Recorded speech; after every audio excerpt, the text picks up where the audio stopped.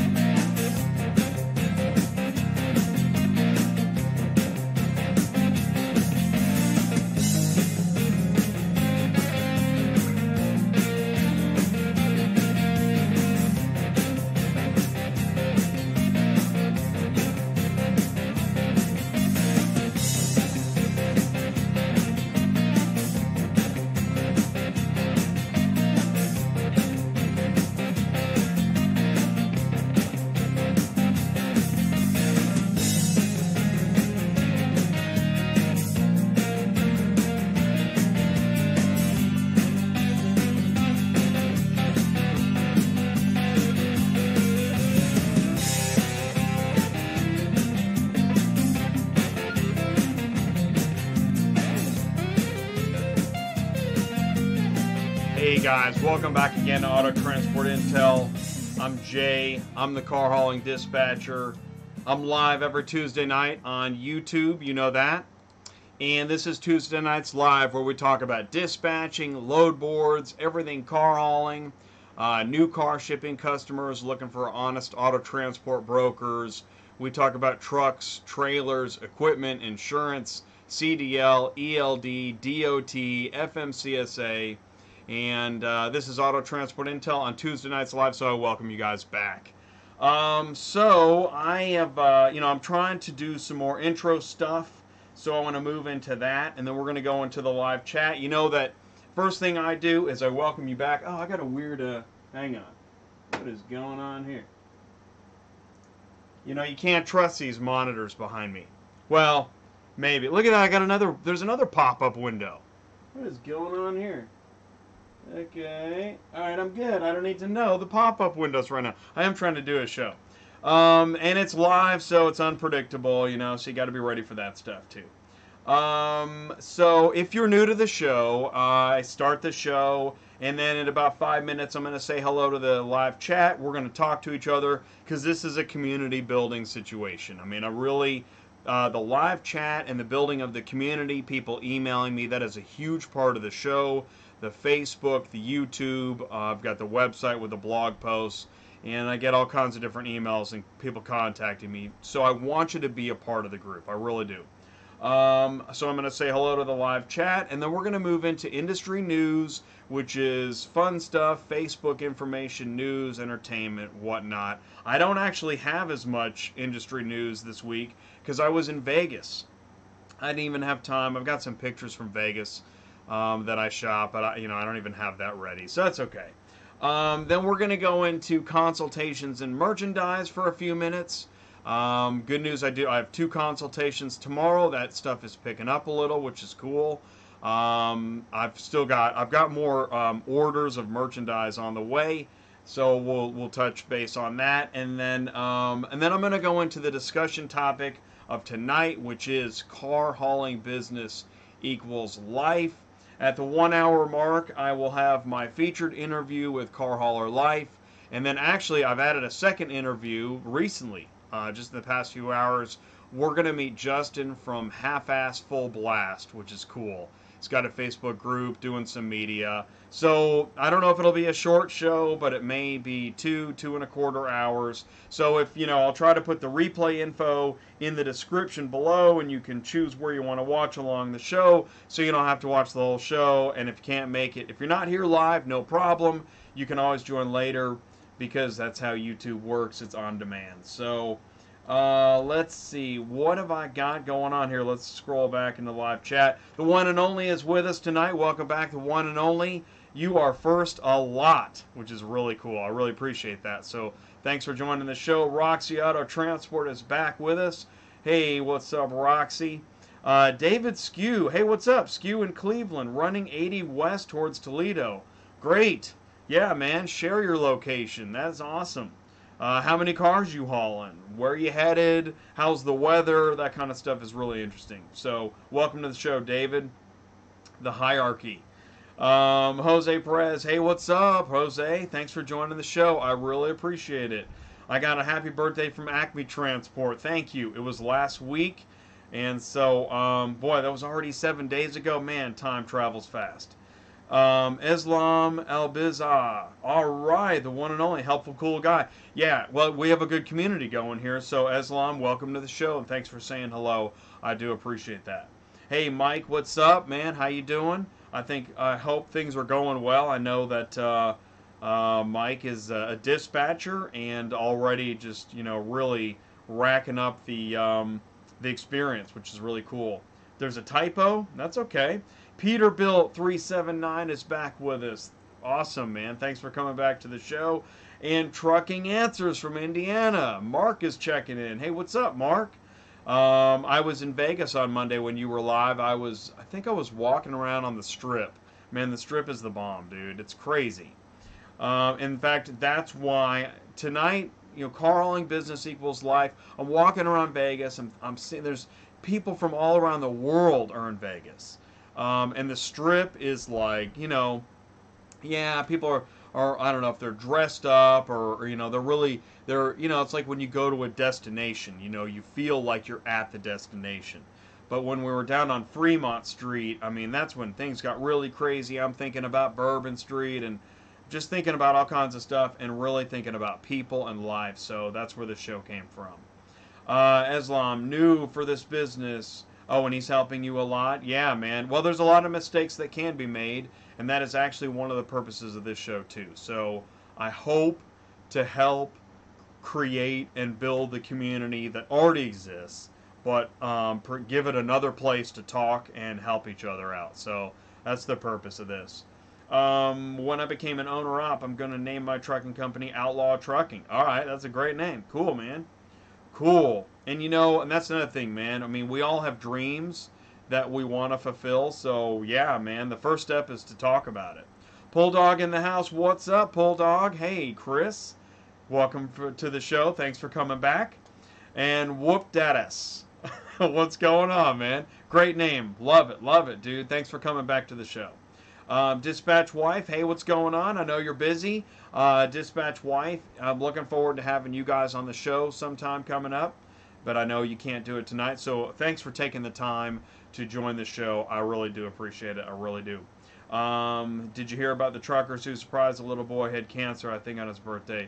Yeah, that's pretty amazing. And yeah, that is CarHauler.Life. That's where, you go beyond the business and it's life. So that's amazing. Jason Adams is with us. Cool. Jason is going to be our first guest in about 1 hour. So it's probably going to go fast. This hour goes fast. Marius Raw, hey, what's going on, man? Thanks for joining the show. You guys know I'm looking over here. This is where my chat is, obviously. What else would I be doing? Patrick is with us. Thanks for coming back, Patrick. Long-time viewer. What do they say? First-time caller, long-time listener. Well, we got a long-time viewer here in Patrick, and so thanks for joining the show again. Yuri Terashenko, I know that you like this show, and I'm really glad that it's working for you. Thanks for coming back in. I really do appreciate that. Jose Quinteros needs to know how the ELD works. Okay, Jose. I think first time coming in here, depends on what ELD you have. But, I mean, you got to understand the basic function of your ELD is no longer that doing a paper log. You have to have an electronic log. Obviously, there's like 200 plus ELD providers. Why we would need any more than 200 plus ELD providers, I have no idea. I'm sure that pool will get smaller. But for now, I mean, it depends on what provider you have. But each provider is obligated to live up to certain FMCSA codes of what it accomplishes. And I mean, we could talk about it, definitely. So, yeah, you definitely want to know how your ELD works so you don't get a DOT violation, because they will check. They're going to be sticklers from now on, starting a few months ago. Trucking Answers, always bet on black. Yeah, Wesley Snipes. Oh, man, I don't play roulette. I did develop some, what I did a lot of, really, is I didn't have a lot of money to gamble. Hopefully that comes later, but that's not now. So if you're at a machine and if you're at a machine and you're actively playing, they'll bring you drinks for free, and you just tip. So I just keep a buck sitting on the. I play video poker. All right, I like cheap video poker machines. And I mean, I like to watch the craps in the roulette, but I don't have the money. I can't lose that kind of money. So I'm playing the video poker. I just put $1 on my, kind of on the screen by the keys, and just, Jack and Coke. Here's a buck.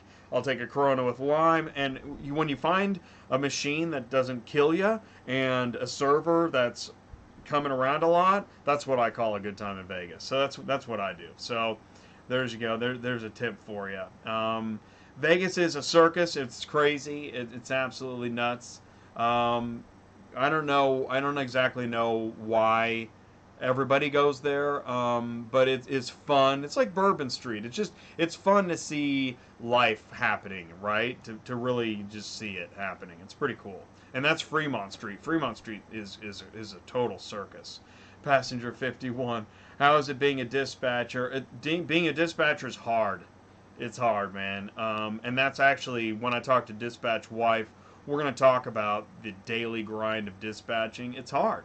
I mean, being a driver is hard. I don't know if there's an easy part of this business. I think being a broker is challenging. I think the dealers have it the best. But, you ask a dealer. I mean, look at the pressure of, moving all those cars and inventory. My trucking company, Outlaw Trucking, please don't. The guy owes me $900. Oh, okay. That's hilarious. Driving through Texas, ready to stop and take a shower, if you know what I mean. Okay. Yeah, man. All right, dude. Well, I feel honored that you would even just tune into my show with such a great agenda ahead of you.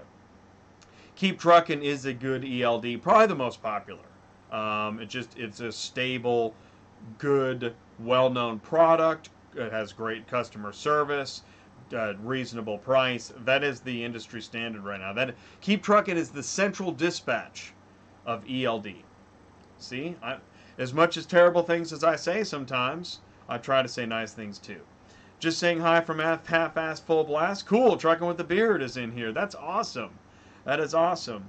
There, Bulldog says keep trucking. My 1995 T600 does not have to have an ELD. Exactly. One of the few. There are very few ELD exemptions. I mean few. But one of them is if your engine is pre-2000, you are ELD exempt until, I think there's a time on that. I think it's 2019. Because they don't want any forever exemptions. These are all short-term loopholes. You know what I'm saying? .com. If it's crazy here, I have to keep pausing the show. Oh, it is crazy here. Yeah, keep pausing. Well, you got to do what you got to do. So I'm honored that you're here. So I appreciate that. You should bring a dealer on the show. Yeah, I know. I actually there's a dealer. I was booking a car and booking for a 9 car, and I met this dealer. We had a great conversation, and I took his number down, and I thought he would make a good guest. I talked to him again a few months later. He didn't have any idea who I was, so I guess I'm still looking for a dealer. But I mean, I know a few dealers, but yeah, I'm still looking for a dealer to bring on the show. Recently stuff, if you know one, send me an email. And by the way, any opportunity you have to hit the like button, comment below, share this, or send me an email, autotransportintel@gmail.com. All of those things are great things. Recently started my hotshot company, and I called it Hotshot Dave LLC. Later found out there's another Hotshot Dave out there. Yeah, that's the thing, and thanks for mentioning that, David. And thanks for joining the show. Is that sometimes the most common names are really maybe the least favorable option, because it's going to be really common, and you do want to stand out. I was lucky enough that when I was brainstorming for Auto Transport, YouTube names, Auto Transport Intel came to me. I was kind of thinking like CIA, SEAL Team 6, military, what could I call it? And I came up with Auto Transport Intel, and there wasn't anything. So that was kind of lucky. So that's what you want to do. If you need help brainstorming an idea, let me know. And I think the live chat is happy. Are we happy, live chat, to share and brainstorm names? Of course, that's one of the things about brainstorming. It's kind of better to do it in private. So, can't you just avoid ELDs altogether? by just finding a 99 model or older. Yeah, temporarily, but not in the long term. And don't just buy an old truck just to get around ELD. You know, you're going to find some people that say ELD is the greatest thing since sliced bread. Now, I don't share that view. Number one, you got my ELD skull right over here staring at you. And number two, I created the ELD egg timer because, you know, if the fries are up, you might be out of hours. I don't know. I don't think I've ever said that before. But, you know, I mean, I'm just not, I don't know. I don't really want a little what if your Fitbit told you what to do? You know, rather than just tracking your calories and your miles, now it says, you know, you need to call your wife. You know, you're late for work, you're ugly, and you smell today. You know, that's really what I think about ELD, but, you know, don't listen to me. Really. How's loads looking in and out of Iowa on Central? All right, we can check that out. Looking in and out of Iowa. Let's get more specific. If I was your dispatcher, I might ask you, like, well, is there a city in Iowa you're thinking of? Is there a region in and out of you're thinking of? You're probably not going to do like Cedar Rapids to Portland, but maybe you are. So I'll take some more specifics on that. And then we got a message retracted and redacted. See, that's what ELD would do. ELD will retract your message. Brainstorming a new unique name is hard. It is, and it's fun. I love doing that. I love brainstorming. And coming up with names. I say truckers need to go on strike. Well, yeah, you know, a lot of people say that. I think that, you know, the going on strike, I don't think that works anymore. Because, you know, people just tune you out, you know.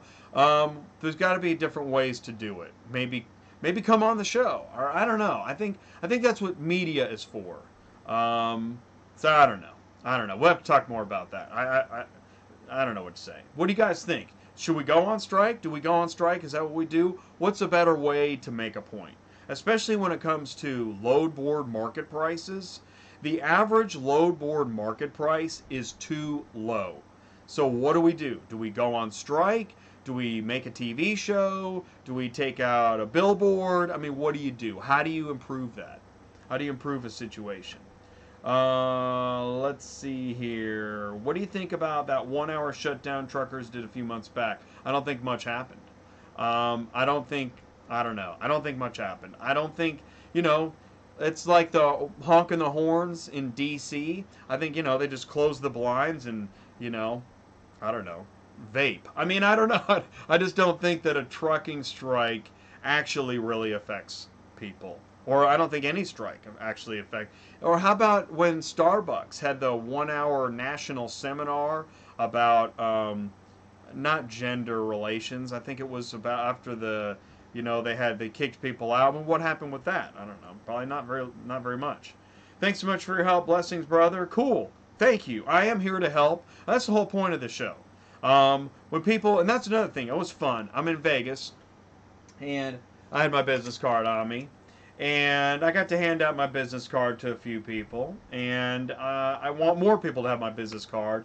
And in fact, I owe, like Sean, I owe you some business cards so that you could, you know, you were just at the GATS show in Dallas, and that would have been a great time if you had the T-shirt and the business cards, you know, walking around in the Auto Transport Intel T-shirt, and you know, handing out business cards or whatever. But then, you know, then you're on the clock, and I might owe you something. But anyways, nonetheless, is that, gosh, what was I saying? Is that I am here to help. And I tell people when I hand them my card, it's Auto Transport Intel is a car hauling YouTube show, providing news and entertainment in the car hauling industry. And it's for new car haulers, car shipping customers, auto transport brokers, dealers, and then all of the services within the industry, from insurance, equipment, to compliance and maintenance, you know, and it's just a huge industry. And really, what's it all for is that people need cars and they love cars. And, you know, is there a car that you love? And, man, every time I talked about the show, I got into like a half-hour conversation. Easy. I mean, look at me. I'm in the intro. I'm at 8:20, and I haven't even got through the live chat comments. I mean, there's so much to talk about, which is really interesting because when someone finally goes to ship a car, they don't know anything. They don't know They don't know how much it should cost. They don't know who to talk to. They don't know, and they don't even know that when they do a Google search for car shipping, it is full of disinformation and people that don't actually do car hauling. They're just lead generators. Oh my gosh, there's so much to talk about. It's amazing. Let's see here. Just read that Mexico is now putting in HOS law. Interested in how that will play out. Mexico's new HOS regulations will require drivers will be required to track their hours and keep logs.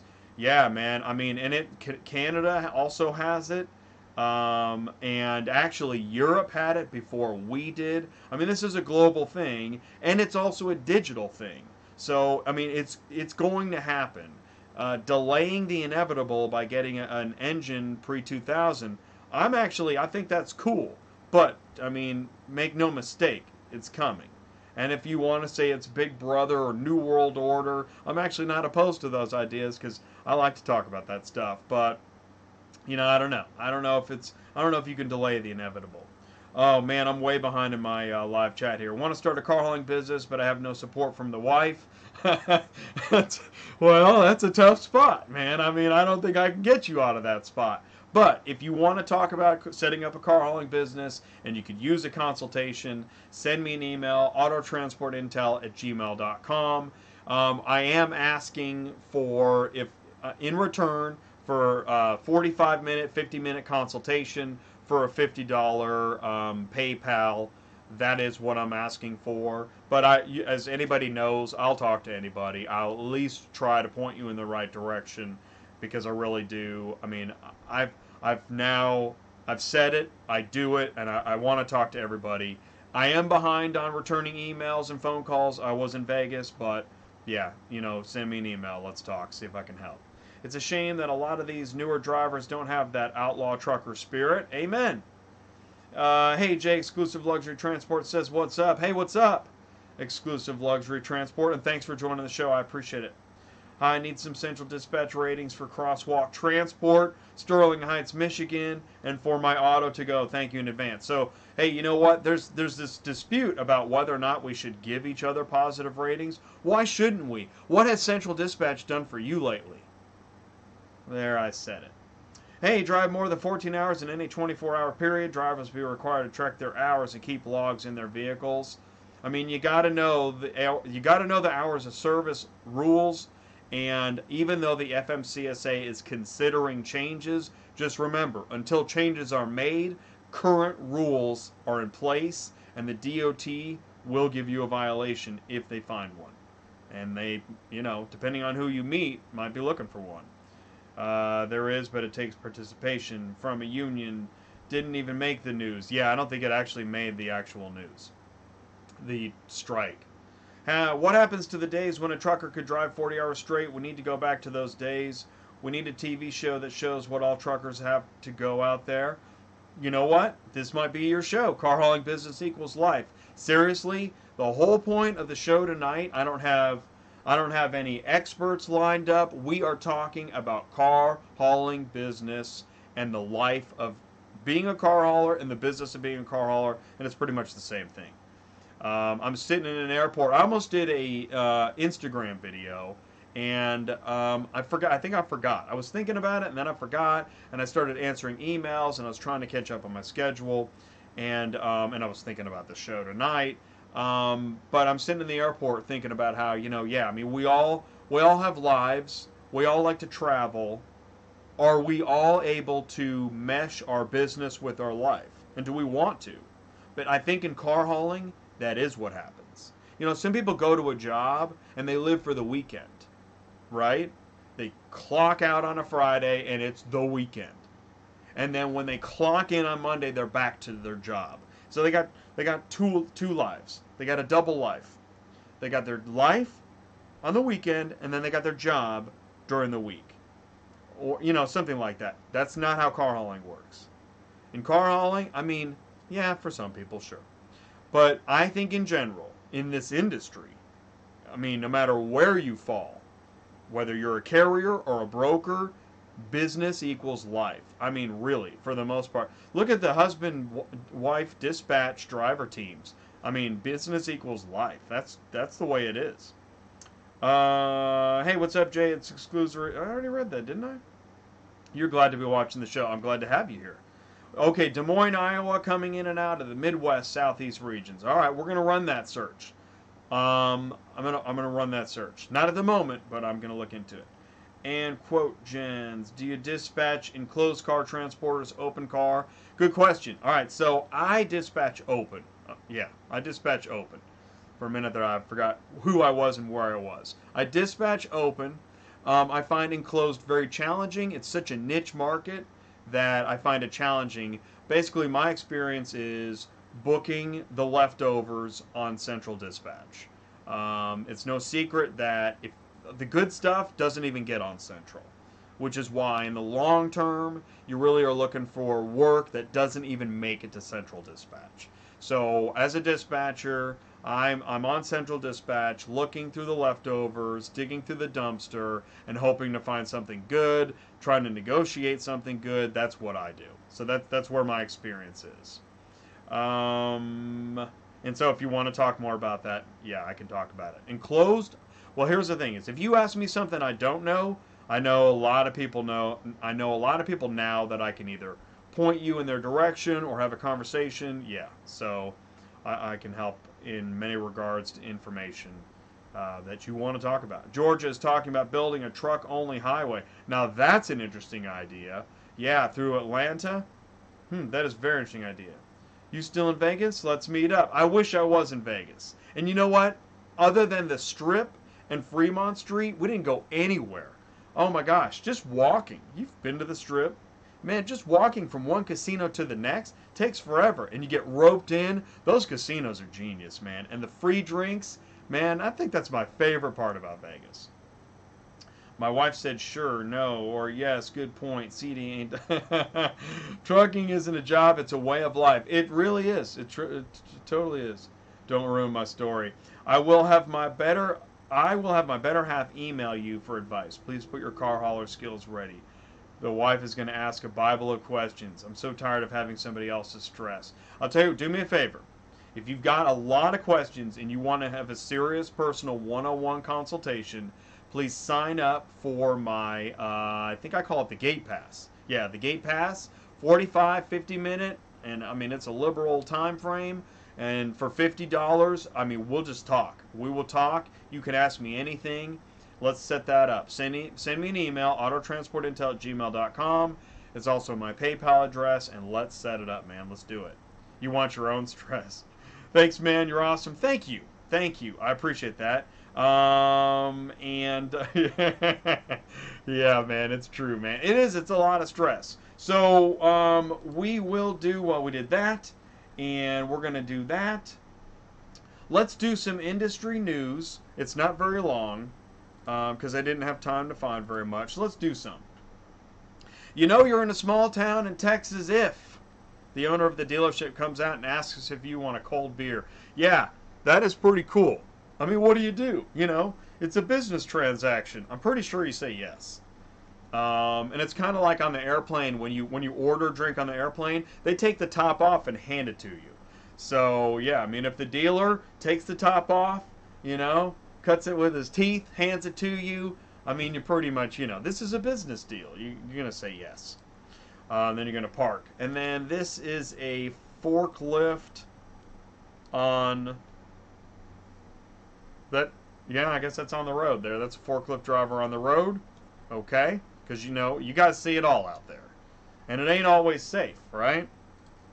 So yeah, this is Highway 81.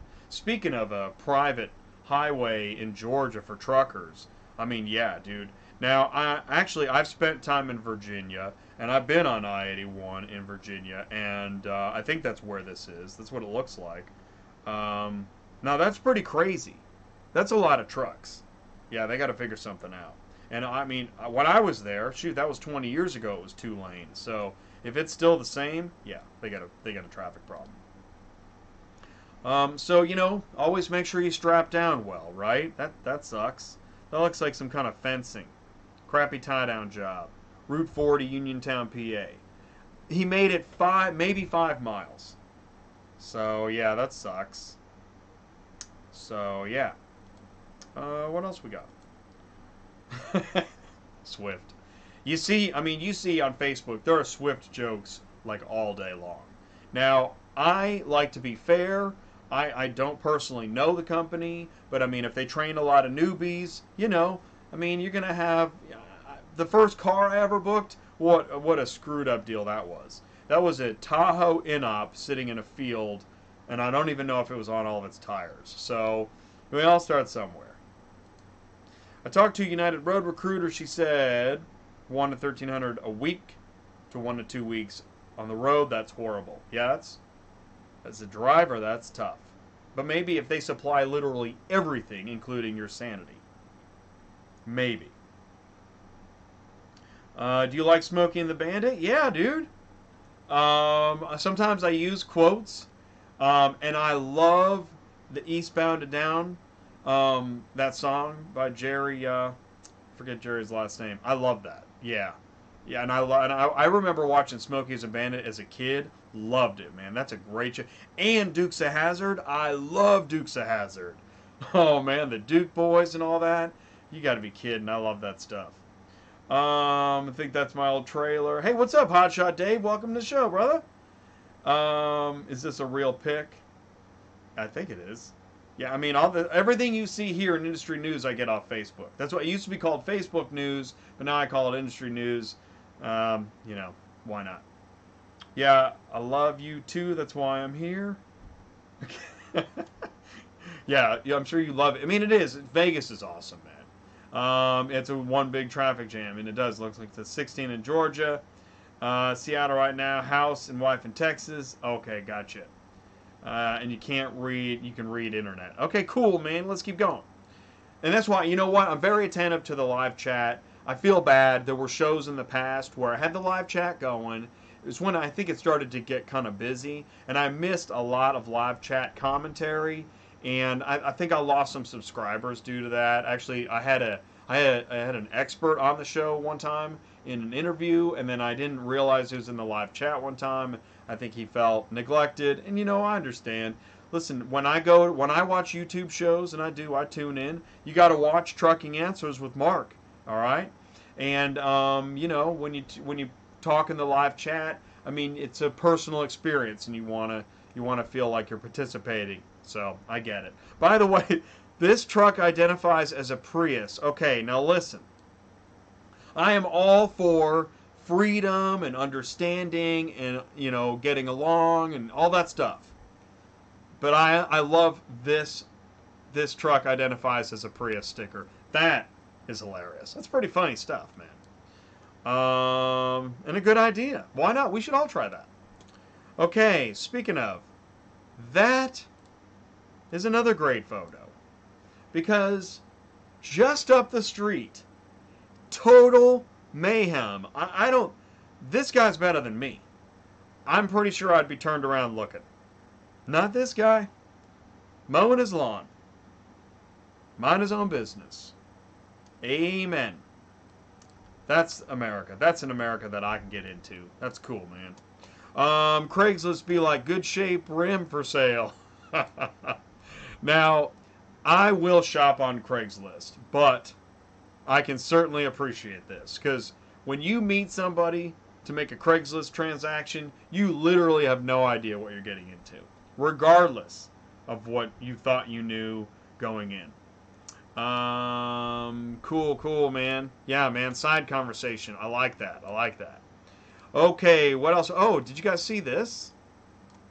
That, I know, it's kind of gross, but that's a bat. Somebody's doing some night driving. Now, you can find small bats near lakes and stuff, but to actually hit one, what was he listening to? You know, because bats run by sonar. I think, you know what I think? I think you got a squeak in there. I think you got a squeak in. I think maybe you got an old belt or something, and the bat thought your belt was another bat. That's what I'm thinking. And that's a car that you're happy to get delivered, right? Man, get that thing off the trailer, dude. Hopefully that was inside the trailer. Looks kind of dirty. Or no, that's my screen. Okay. This is a screenshot from Auto Transport Everything. You guys go to Auto Transport Everything? I know a lot of you guys do. I go there. It's really interesting. And Ziggy Keller is, man, he's the admin, and he's got lots of great info. Oh, look, I liked it. How cool is that? What else we got here? Oh, this is, we all read stuff on the stall wall. You can't help it. But this I had to blur out Mallory's last name and phone number. There were two pictures. There were two pictures of Mallory's name and phone number. And I didn't want to like get in some kind of, but I guess, I mean, it caught this Facebook picture caught my eye because it's so specific. And it can't be, I'm guessing she didn't post that. So, it happens, man. Okay, Professor, how do you fix this? This one's a quandary right here. This should be like a bar bet. You're sitting at the bar. All right, how you gonna load 3 Grand Cherokees, 4 Dodge trucks? I'm north of the Ohio scale. Anyways, pretty funny stuff. So I'll let that sit for a second. Let's check the live chat again. House fire the other day, and all I can think of is this is gonna hold me up. That's pretty hilarious. One time an owl flew into the side of my dad's big rig, and the owl was hanging on the side of the trailer. Oh my God. Yeah, I saw a goose. I think somebody had a goose wrapped around their side mirror or something. It's crazy. Crazy stuff, man. Let's see here. Why would hydraulics stop working on the trailer but work on the truck? Sounds like the motor's still turning for truck, not trailer. It's a Boydston. Go hit the controls on the truck. Trailer works, not the valves. So yeah, if you like valve puzzles, this one's on Facebook. So what else we got here? All right, here's the last one. Yeah, city ordinance violation notice. This is where car hauling business equals life. This is going to take us right into what we're talking about. Let's see here, industry news. Let's go ahead and do that. Let's go ahead and do that. All right, now we can read this. All right, city ordinance violation notice. I got a letter that one of my tenants in one of my rentals is in violation of his city ordinance for parking his Peterbilt in the driveway. It's in the driveway. Sounds like a bobtail. Now he is an owner-operator and hauls heavy haul. He doesn't park the trailer there, just the truck. He personally conveys home from the location where he parks the trailer because he doesn't have another way home. Makes sense. I mean, that's his vehicle. Never parks on the street, never leaves out stupid early, and genuinely is courteous to the neighbors. Sounds good to me so far.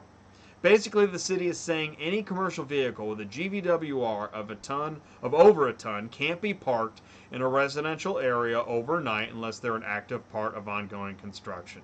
Anyone ever face this issue? That sucks, doesn't it? Because, man, business equals life right here, all right?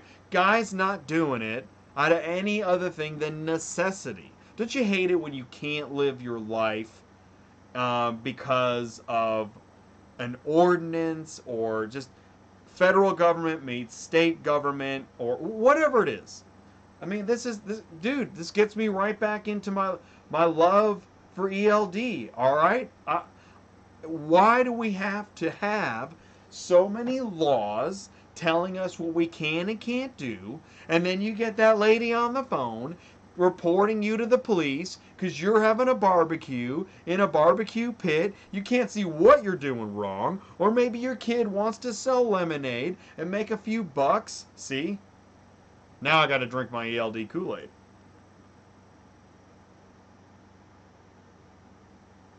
All right. Let's try to cool it down. Bring it down. Anyways, right? I mean, it's irritating. Hey, what's up, Carshipio Stan? Welcome to the show, man. Awesome. And Ryan O'Ryan, welcome back to the show. Cool. By the way, Stan, I have seen some of your, you got some interesting Facebook posts, and, you seem to be interested kind of in new technologies, cool gadgets, and yeah, you have shared some really thought-provoking Facebook posts. I've shared a few of them, so very cool, man. I like it when you do that. Facebook's an interesting place, and regardless of what, it's kind of like, politics. Although I'm not going to talk about politics. Let's go back to Facebook. But you see a lot of politics there. I think so, that's what made me think of it. Regardless of what you think of Facebook, the company, Facebook, with your friends and your contacts, you see some really interesting stuff that you wouldn't otherwise see. It's a great way to connect with other people, view news stories you wouldn't otherwise see. And you could tune into a TV channel and still not get near as much information that you can from just looking at a Facebook thread. That's why I do the industry news, and that's really how I got the Business Equals Life show idea for today. So let's do this. Before we go into the show, I do want to mention these are my channel support packages. If you need a consultation, this one is, every show there's at least one person that really is interested in a consultation and could use one. I think this is fairly priced. For $50, man, I'm yours for nearly an hour. One-on-one, we will talk. We'll talk about, I wrote the 20 steps to car hauling. We'll talk about that. We'll talk about the FMCSA 150-page Improving Highway Safety PDF.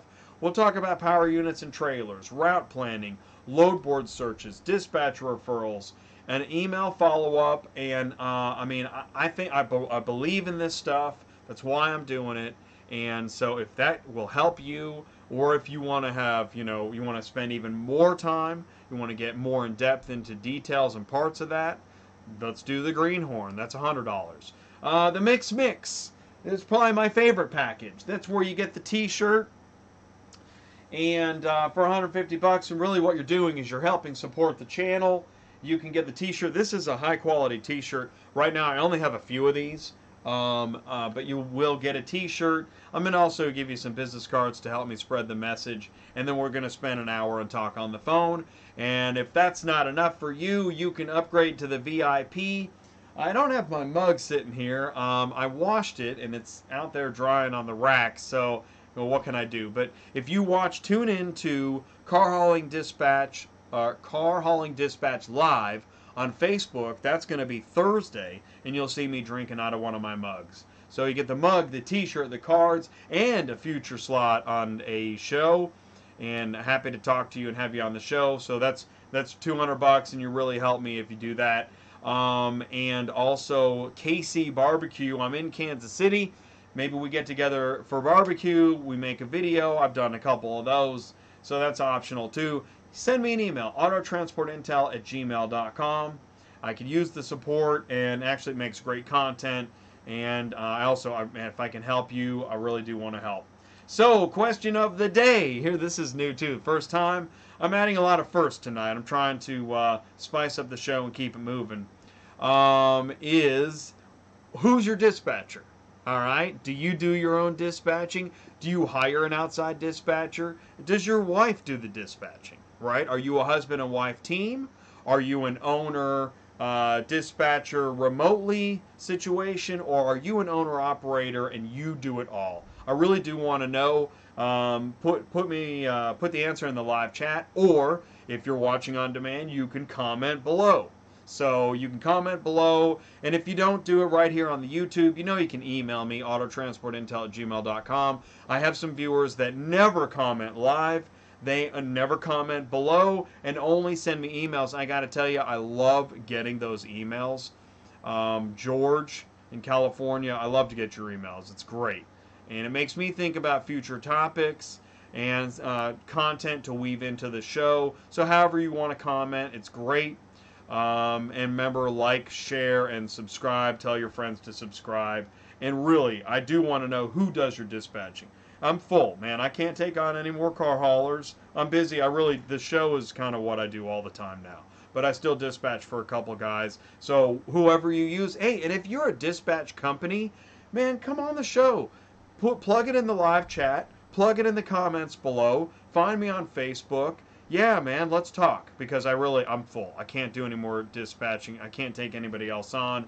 And I always need more dispatchers to give good referrals. I think I filled up Mike. I don't think Mike can take on more drivers.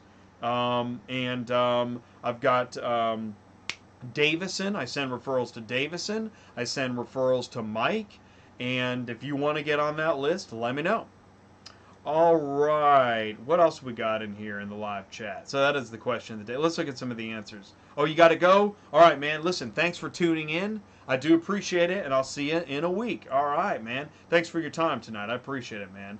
You like to keep America trucking? You know, it's interesting, too. I'm walking around Vegas. Where did everything come from? I mean, all these giant casinos and the machines and the drinks and the people aren't trucked in. That's probably the only thing. But I mean, it's amazing. Trucking brought in everything. Who brings in the fuel? Trucking. Who brings in the food? Trucking. I mean, it is. I mean, America runs on trucking. But do people think about that? Do they actually recognize it? Do they know it? I don't know. Who brought in, like, all these, oh my gosh, walking around Caesars, and there's just store after store. Who brought in all these goods? Trucking, man. Maybe came on a ship first, but it got there on a truck. I was planning on doing it myself with my wife's help. She has a pretty voice, so I think it would help. Okay, granted. It probably will help. But I'll tell you what your wife needs? You don't even have to do a consultation if you don't want to. I have dispatcher training series. It's on YouTube. Man, I've got a total of like 6 to 9 hours of free training on YouTube. Just type in dispatcher training, car hauling dispatch training, something like that. It's all free. It's on YouTube. What I recommend is this. Do this. If you're serious, if you really want to get into dispatching, go through all that 9 hours of free training. If at that point you want to do a consultation for $50, that would be great. That would help me. And I'll tell you, I mean, by the time we talk, you would know a lot. You're going to have a lot of questions. 50 minutes goes by like that. So, I'm a commercial tire tech that's trying to start my car hauling business, and my plan is to have a 4 or 5 car trailer, also with a compressor and air tools to work on, change my own tires. Sounds good, man. Let's talk. And the more specifics and ideas you have, the better. So that's awesome. Ryan Chavez, new follower here, just starting out. All right. If you get to the point where you're ready for a consultation, Ryan, let me know. I tell you, I rapidly am. I was thinking about this. It's for me. I've been a car hauling dispatcher for 6 years. I started dispatching 6 years ago, August. That was 2012.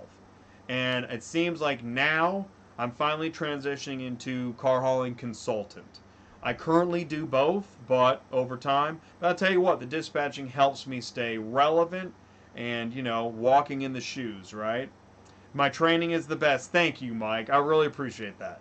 And you know what? It works. Clearly it works because Mike is a current, busy, working car hauling dispatcher. So that's awesome. Hey, what's up, the boss? Everyone, good night. Okay, man, thanks for saying hello. And if you're tuning out, it's no problem.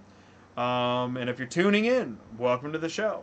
Truckers got to thank a tire guy. We are your best friend on the road. Hey, that's right, man. Because without tires, you ain't rolling. So you do need a good tire guy. That's awesome. I appreciate you tuning in and saying hello. What else we got here? Okay, so, all right, I did the question of the day. So now, I haven't even gotten to car hauling business equals life. All right, what are we talking about here? All right, let's do this. All right, I did something interesting here. All right, so I'm going to pull up okay, there is my site. Right, that's my Facebook page. You can find me on Facebook.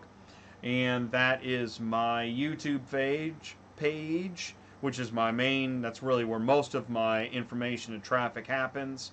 All right, so what I did was, I found this interesting site called, I don't even know what it's called. Where did it go? Let's see here.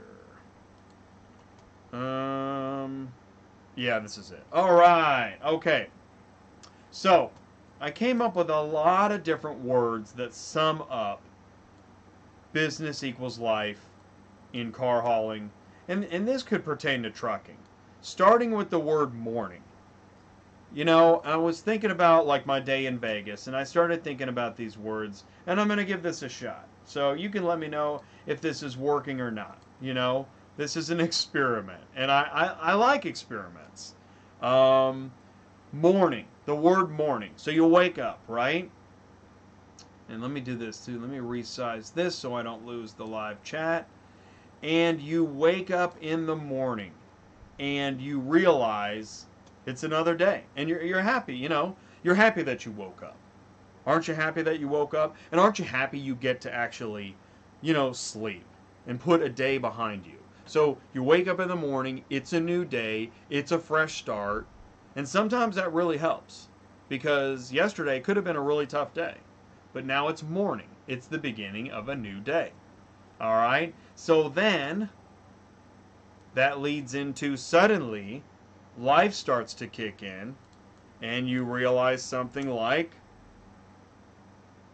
parking. All right?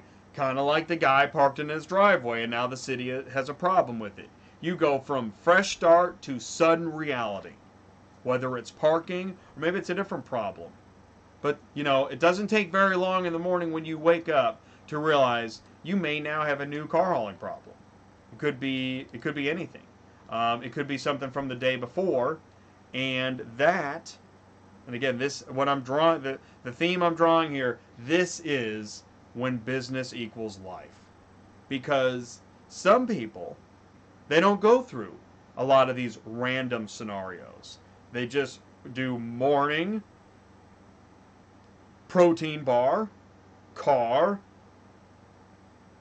clock into the 9 to 5 job, and then maybe go through all that rat race, clock out, come home, watch Jimmy Fallon, go to bed, wake up, hit snooze, get the protein bar, but that's not the way this works.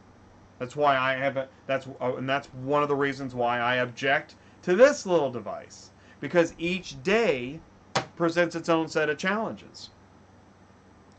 And now, all of a sudden, I got to worry about money. I suddenly have gone from waking up in the morning to thinking about money. That is car hauling business equals life. I know it is. Because I know as a dispatcher, talking to drivers, they're thinking about money pretty much right after they wake up. Which is, that's hard. That is part, and that's what part of this is. I'm not just talking, you already know a lot of this. I'm going to say things you already know. You'll be like, why are we doing this, Jay? Well, I'll tell you why we're doing this. Because if you are new to car hauling, I'm going to give you a lot to think about. That is the goal here. I'm going to give you a lot to think about. And if you are an experienced car hauler and you want to add a word to this list, I want to hear what it is. And I hope not to miss it. But I think that I know you guys are talking. That's great. Keep that going. So I'm going to keep talking.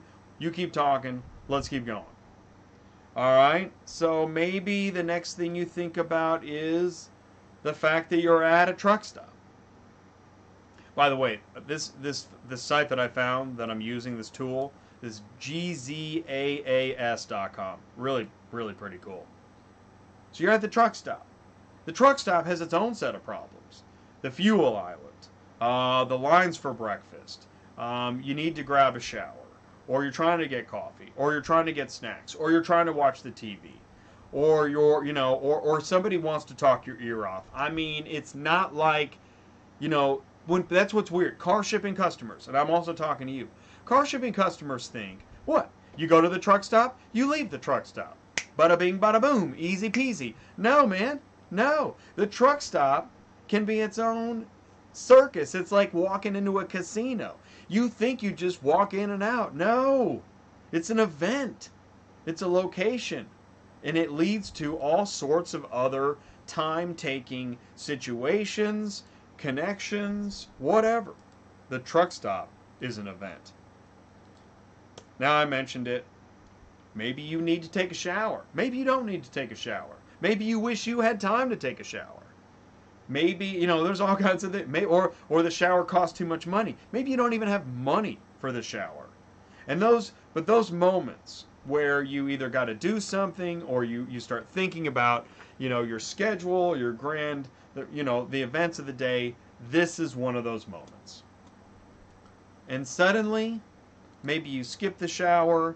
Maybe you don't have time for the shower because now you gotta answer the phone.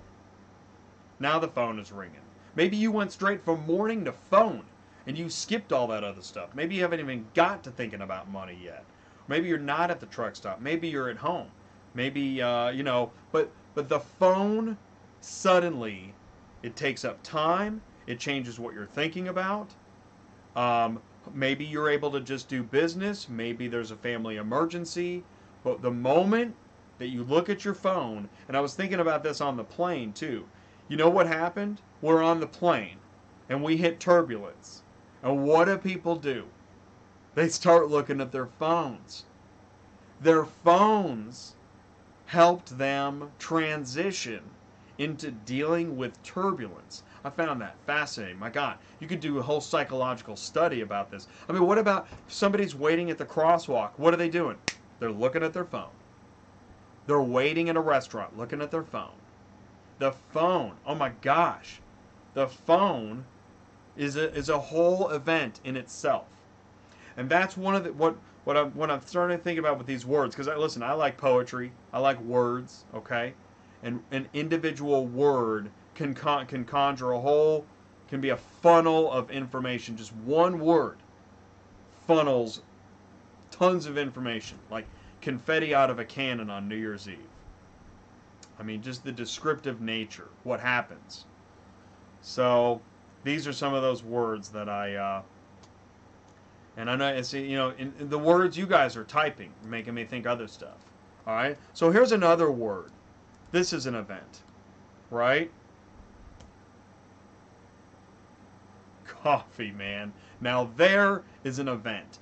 There are lines around Starbucks all across the country.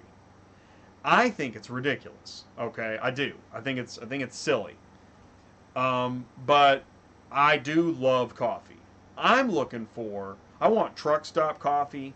I'll add, I can add my own creamer. I can peel the top off a creamer, throw it in, and turn a $1 cup of coffee into a $5 Starbucks cup of coffee. All right, maybe not.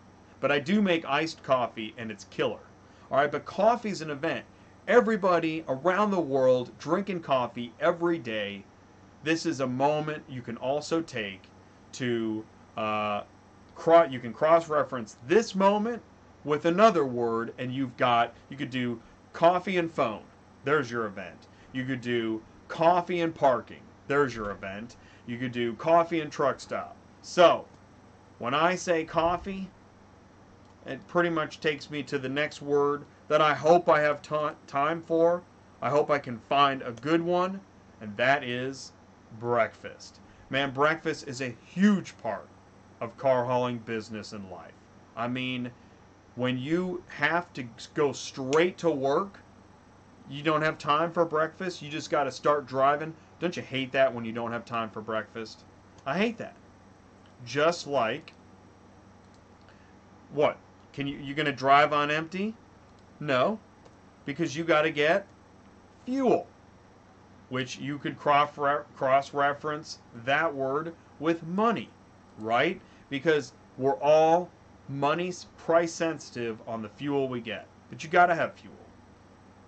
All right, let's move on to another one. All right, so then let's kind of mix it up a little. You get through some of the necessities, food, fuel, coffee, and now it's time for the news, right? Where do you get your news?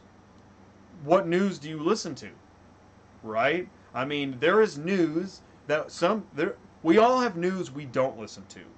And what's interesting is, because of things like Facebook and because of, whatever channel you watch, a lot of us get the news we're looking for and not the news we don't want to hear. There's bad news, there's good news, there's interesting news, funny news, pictures of cats, whatever it is. Maybe we're looking for it, or maybe it finds us.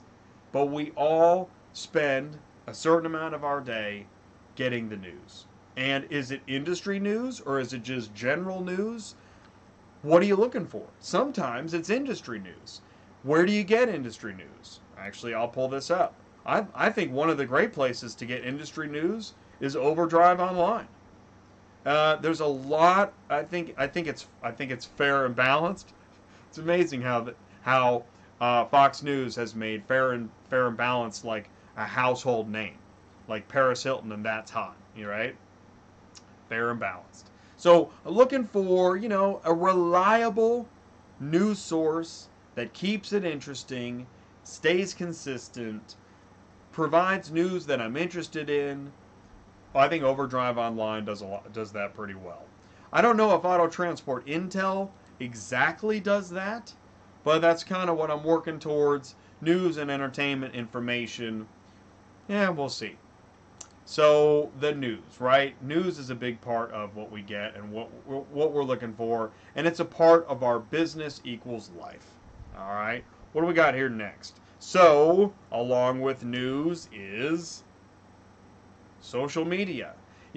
We can say that we don't prescribe to social media. We're not looking for.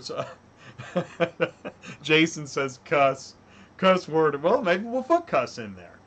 Or monster. And I like that. That's what I'm looking for. If you've got a word that you want me to talk about, just put the word up, and maybe we'll talk about it. Social media, I think, is a great place to get news, to get information, to connect with people. I know it sounds kind of hokey, or it's too new, edgy, emo, like emo. Nobody says the word emo and likes it, right? Although, if you're even I don't even know if millennials say emo. But the point is that social media, man, it is what it is. That's where a lot of information and news and entertainment now happens. Like it or leave it. Because, how many people do you know that still either get the newspaper every day, read the newspaper every day? Yes, there are still people. But is it common? Is it a recurring trend, or is it something that seems to be going with the any ELD exemption? I'm just saying, it's interesting. 90s is emo, yeah. It's weird. Okay, so all right, now why are we doing all this? Right? Because of this word, cars. It's all about cars. The whole reason we have a car hauling business equals life situation is because people love cars and they need cars. I think they need cars more than they love cars. Some people don't give a crud about cars, but they need cars. They know they need their car. Which is why, what's so interesting to me, I can't believe how low the market prices have gotten because so many people need cars. But I don't know many people that don't need cars or love cars. And a lot of people love cars. A lot of people. And you see it. And you know what? There's another one. I was walking around a casino in Vegas. I walked into the circus, and there were machines lined around a circle, and on the circle was what? It was like a Camaro GT slowly spinning. Brand new. Perfect paint job. It was kind of like a light blue. And it was beautiful, and the lights were hitting it, and it was surrounded by people playing slot machines, trying to win a chance to win that car. So that's how they did it. With one car spinning, they could have put up signs, win a car or whatever. You could have a voice, get your car. But no, they put the car sitting there. Like, that's the car you could win. That is the car you want to win. Because people love cars. You guys know that? Okay. So now you get into the situation where what? Where business kicks back in. And now the people you're working for, the shippers you're beholden to today want some updates. Brings us back to the phone, but here's a specific purpose. People want updates. People expect to know where their car is, what you're doing, why you're doing what you're doing, where are you, you're late, you're not on time, you suck, whatever it is. You're the best. Updates. People want updates, so and that's what's weird. You go back and forth from life to business. It's just constant. I know. Because as a dispatcher, I'm living it too. I'm living the same thing, except I'm sitting at a desk, and you're in the truck. But we're living similar lives. Why? Because the business is loads, right? Everything is loads. The whole thing depends on loads. Staying loaded, finding loads, booking loads. Can we stay loaded? Can we stay loaded? Are we going to find good loads today? I mean, we hope we do. And that's every day. We think about loads every day. What's the best load board? Are there going to be good loads on the load boards? What is the best load board? Have you guys seen my top 5 car hauling load boards video? So loads, it's, yeah, I mean, obviously cars, but cars and loads is different. Cars is why it's shipped. Loads is what we're hauling, which brings us to this word. Dispatch. Who is handling dispatching your loads? Are your loads getting dispatched? Do you have a dispatcher to handle your loads, to keep you loaded? I mean, dispatch is a huge word. Did the broker send you the dispatch? Is that dispatch worth it? Are you going to accept the dispatch? Do you need to cancel the dispatch? So dispatch is a huge word in car hauling business, in car hauling life.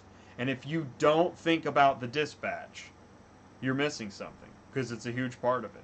Even owners think about dispatches. Not as much. If you're a fleet manager, you may not think about the dispatch as much. You're thinking about the drivers. You're thinking about the trailers. But a dispatch, that's huge. And I put it because I'm sitting here. Well, why don't we add this word? I don't think this is on here. Trailer. Right? Although I think I've got equipment up here. But trailer, that's huge. I'm thinking about the dispatch. You're thinking about the trailer. You're thinking about how the trailer gets loaded, which is why loads, dispatch, and trailer, those are all pretty similar.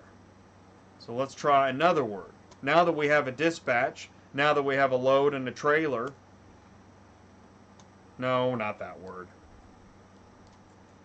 We are thinking about our route. Where are we going? What load are we dropping off first? We're going to pick up, we're going to deliver. I mean, that's our route. That's a huge part of the day. Because if you're not thinking about your route, yeah, you're not really thinking about your day. I mean, you can't just think about this car, one update, one car.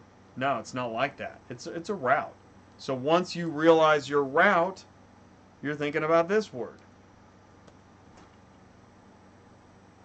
Mapping, right? Because, I mean, as a dispatcher, after I book a load, well, have you looked at the map? Did you map it? Have you mapped the route? Will you map the route? Could you map the route? Why didn't you map the route? So, I mean, mapping is huge. That's why crappy maps, when you use Central Dispatch and you click the Maps button and it takes you to crappy maps, it sucks, man. Can we get a decent map? Google Maps. It's the best maps. All right? It just is. If you're not using Google Maps, or if you have a technology that's not using Google Maps, I don't know what you're doing. I don't know why you would do that. I mean, maybe you got to, I don't know. I don't want to speculate. But mapping, you got to use a map. You need to map it. And you should probably not use a paper map. Use your phone. Use an app. In fact, that would be a relevant word, app. I didn't put that on here. So, you need planning. You have to plan, because this thing is counting on you doing planning. It's counting on it. You have to do planning. If you don't do planning, man, you're going to be messed up, dude. All right. So, I've got, let's see here. All right, I'm going to start blazing through words here. I was hoping that I could get to, my goal is Jason at 9:15. Here we go. Cost. You've got to be thinking about your cost. Your cost per mile, your cost per car, whatever it is. If you're a broker, your cost per customer, you got to think about what are your costs, because once you realize your costs, you can get to this word. Because this is what it's all about. Profit. You've got to make a profit. If you're not turning a profit, if you're breaking even on your cost, then you need to switch up this word. You need customers, all right? If you are living off the load boards and just squeaking by, you need to find some customers.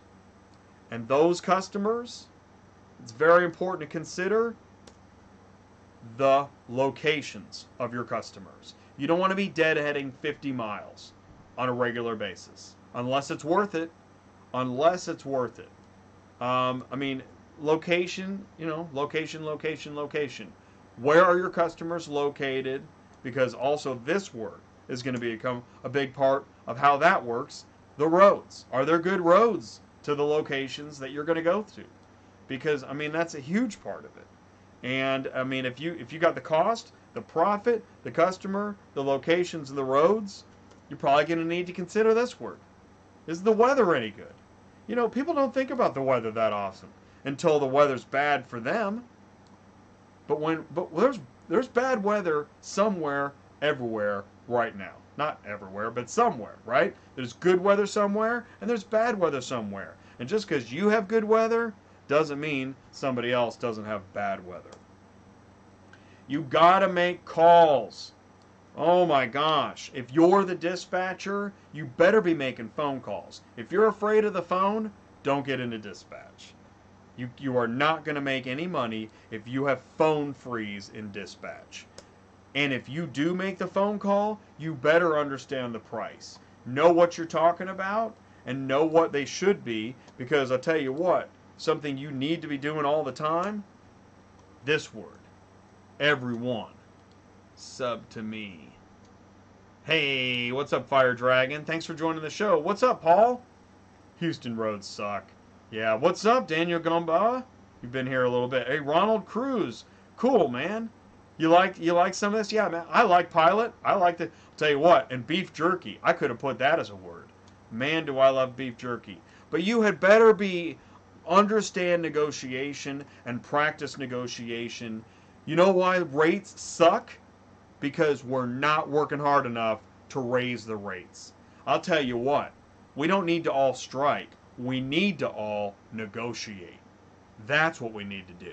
Let's raise those crappy rates and tell people no more crappy rates. You hear people say it, don't take cheap freight. Don't take cheap freight.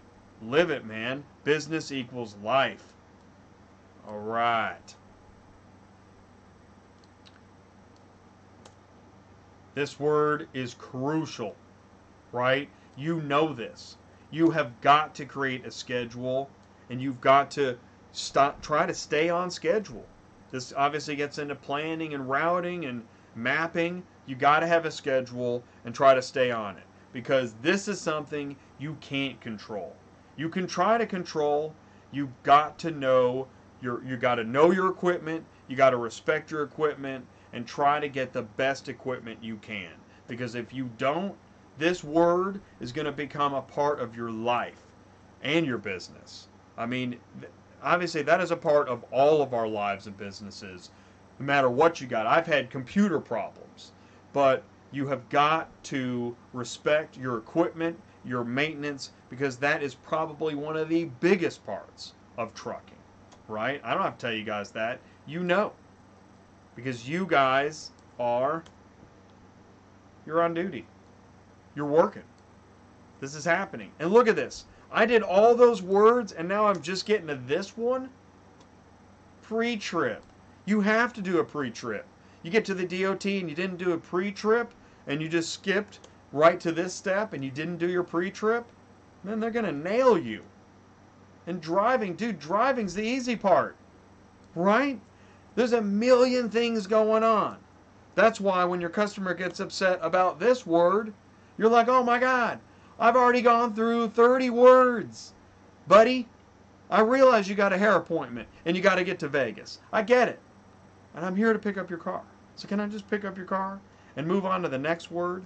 Can I please just move on to the next word, which is this word? So I can get this done and get on to this word. Right? It's amazing. That's what, as I started to put these words together, I'm like, oh my God, strapping down, right? I mean, it's like, oh my gosh, it's amazing how many things take up our lives and our businesses. Because you know why I'm late? Because of stinking traffic. Because you drive terrible. And you know what? Why is everybody in traffic? Because of family. Because we're all people. We're all trying to get somewhere, and we do have family. And it's something we think about. You know, while we're doing, you might be strapping down a car and thinking about, you know, how one of your kids got an A on their test and how proud it made you. You know? And you think about your family all the time. And you think about your friends.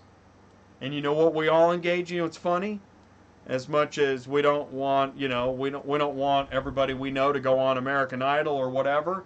Don't we all love music? I think we do. We all love music. Who doesn't play music in their car?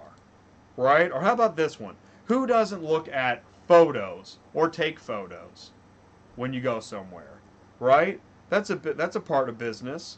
Well, it's a part of life, and it's a part of business now, actually. Which brings me to entertainment. You know, you have to have some entertainment. And then, you know, once you've had a lot of entertainment, maybe you got to get more information. And after you get some information, I know, I started thinking about these words. I'm way off of like the concrete words like equipment, but this happens, right? Then we start to form opinions, and let's get this word up there. And that feeds into and builds our own beliefs. Oh my gosh! Now we're totally on the life side. We were talking business, then we're in the life part. I mean, what is this, philosophical stuff? I don't know. But then you know what? Suddenly I'm back to business, right? Business and life. There's so many words that apply to living the car hauling life. Oh my gosh, that's a word you hate to think about. Here's a word it feels like other people don't think about. And then here's a word you know all too well. Oh my gosh, right? I mean, that's just something, it feels like there's too much of this word. You know, and we try to stay focused on this word. But there's so much of this word. And we find ourselves, I mean, really, near, you know, after hours into the day, we have this word. You know?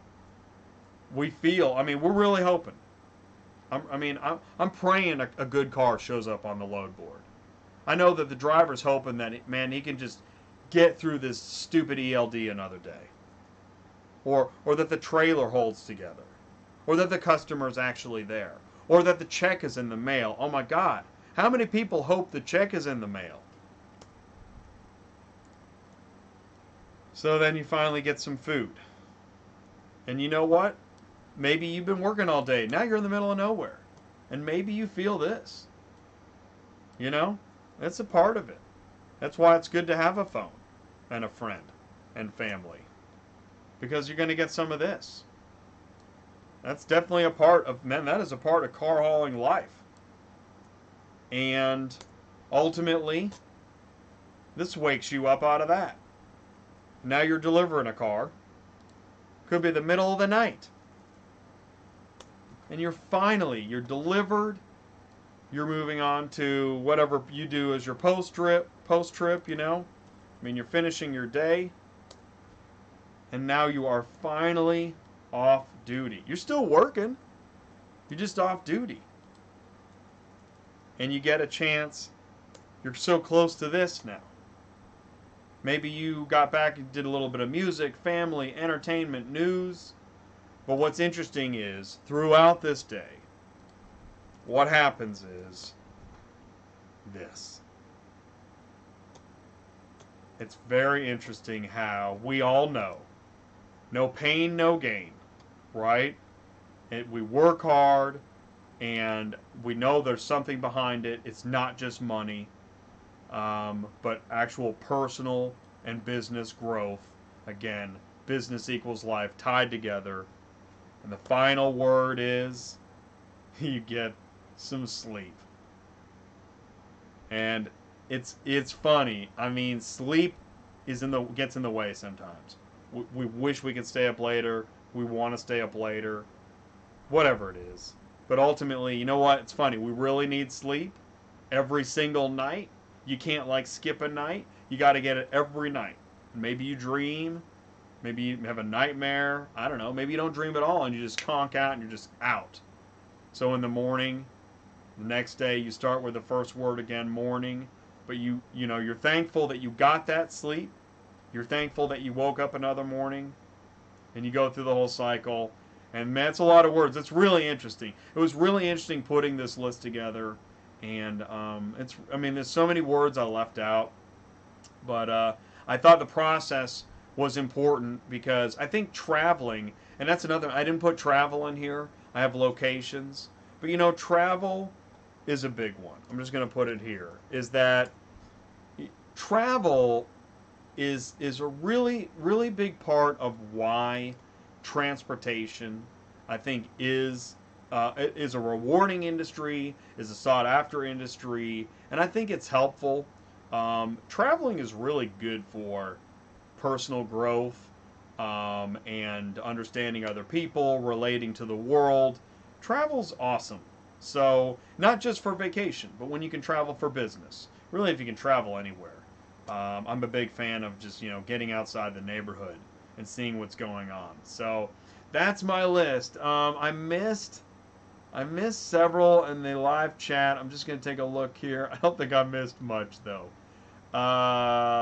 Use a tablet. Line at the auctions. What's up? Aldous? Saldos? What's going on? Trevor Lee, awesome, made it in the show. Cool, man. Yeah, you do. You hope for a parking space. So hope and parking show up together. It's the word combos that really get me interested. Loading and unloading is not involved in the planning of construction of now. Oh, no kidding. How did dealerships miss this one? That's so weird, man. Yeah, so how are we going to, now that we got this great dealership, how are we going to get all the inventory? I don't know. Somebody else's driveway? Yeah! Like, really? That's crazy. All right, let's give, it is now time to, let's call Jason.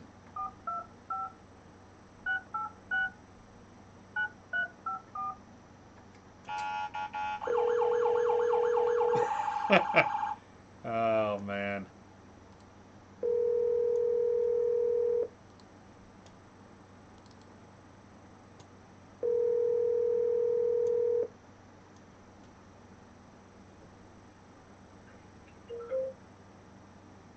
Hello. Hey, yo. Let me kill my echo here. Cool, man. Welcome to Auto Transport Intel. Hey, buddy. Hey. Hey. So. Thanks for reaching out. Yeah, well, what's cool is we just talked for the first time today, right? Correct. And so now here you are. It's Tuesday nights live. You're on the show, and we're talking about car hauling business equals life. That's right. Yeah, it's. That's what I have envisioned for about since January. So, let me ask you this for a second. Okay, well, first let's say this. So, obviously, I want to welcome to the show Jason with CarHauler.Life. I saw your Facebook page, and that's what made me curious about what you were doing. And you said, what date did you just say? You said February? I said, say again now? You said, well, let me ask you this, rather than asking that question. What the words I just put up on the screen, what did that make you think about in terms of car hauler business and life? Because we're going to get into what you're working on. Yeah. Well, first you were triggering. Right. That's the common thing nowadays, right? It is. Triggering my PTSD. Awesome. So, a quick word about me. I was in the business for 12 years up to 2 years ago, and I had to walk away. I threw away the golden ticket, as they say. So, but it was more on principle, and sometimes in life you have to make that decision. That's right. Well, that's right. We have beliefs. It factors into our business and our lives. It does. And so I'd reached such a pinnacle that I didn't really honestly feel like going backwards, starting over again, because this would have been my third time. you were talking about the stresses earlier, and then some the husband and wife dispatch teams comes up, and man, it would be real easy to put people off on that with the negative side of it. But at the end of the day, you are working well with your wife, hopefully. So That's right. that's what mixes it all in. Is when you partner up with your old lady or your husband, if the wife is driving the truck. But there's some of those. yeah. So it's definitely lots of advice in that area. So what? Okay, so tell me more about CarHauler.Life and what your goal is to do with it. And by the way, what is CarHauler.Life right now? Okay, CarHauler.Life is my 12 years of driving, imagining this stuff, seeing what's going on, experience coming together, the 2-year journey I've been on. What is CarHauler.Life? I actually get asked this quite a bit, and I really don't have the best answers yet. Well, but I understand what I want that. it to be, I do. I know what I want it to be. Okay, what do you want it to be? I want it to be just more cohesiveness, because one thing about when you're a one-truck show, you are wearing all the hats, and it is hard. It is hard. You try to, yes, this is why husband and wife teams work, because then at least all the money is staying in the house, because a one-truck show cannot support an employee. It just can't.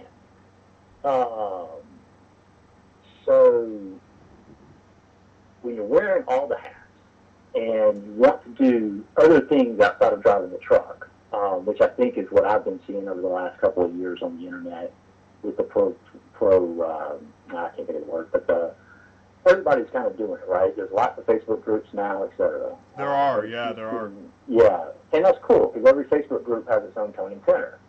I know this because I've been booted out of several. You're not alone. Hey, man, Facebook jail. I wear it. Isn't I wear it as a badge. I mean, I love it. What you do? Hurt my feelings? Oh.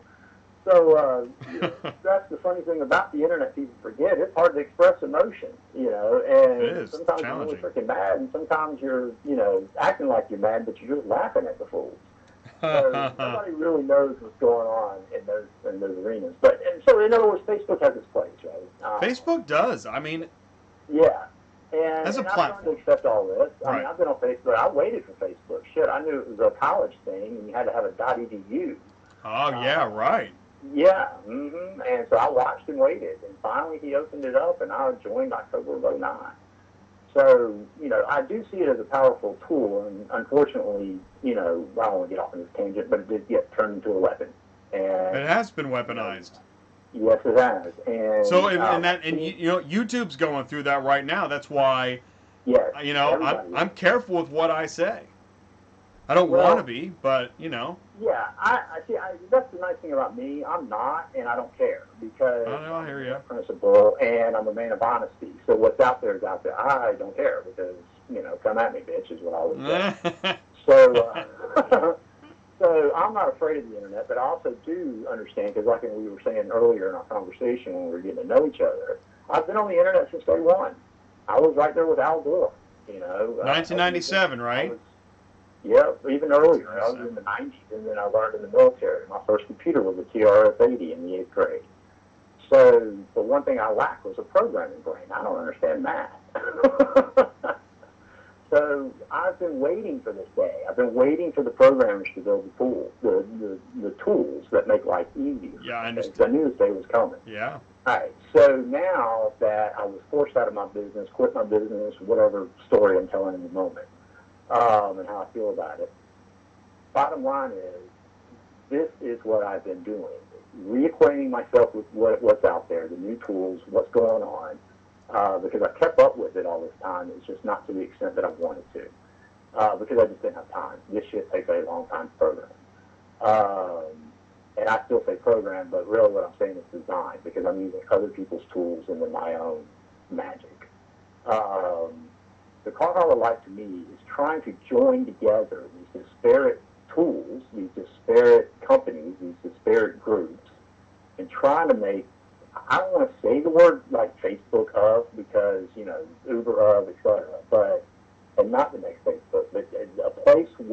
where all of this can be seen, popularized. I don't know. I just know. Well, now, okay, so as you said that, I told you I would try and help you, Yeah. right, Okay. guide you down the path. One of the things I think you said to me that I kind of latched onto was there's a community building that you want to create, and there's also Correct. you want to help car haulers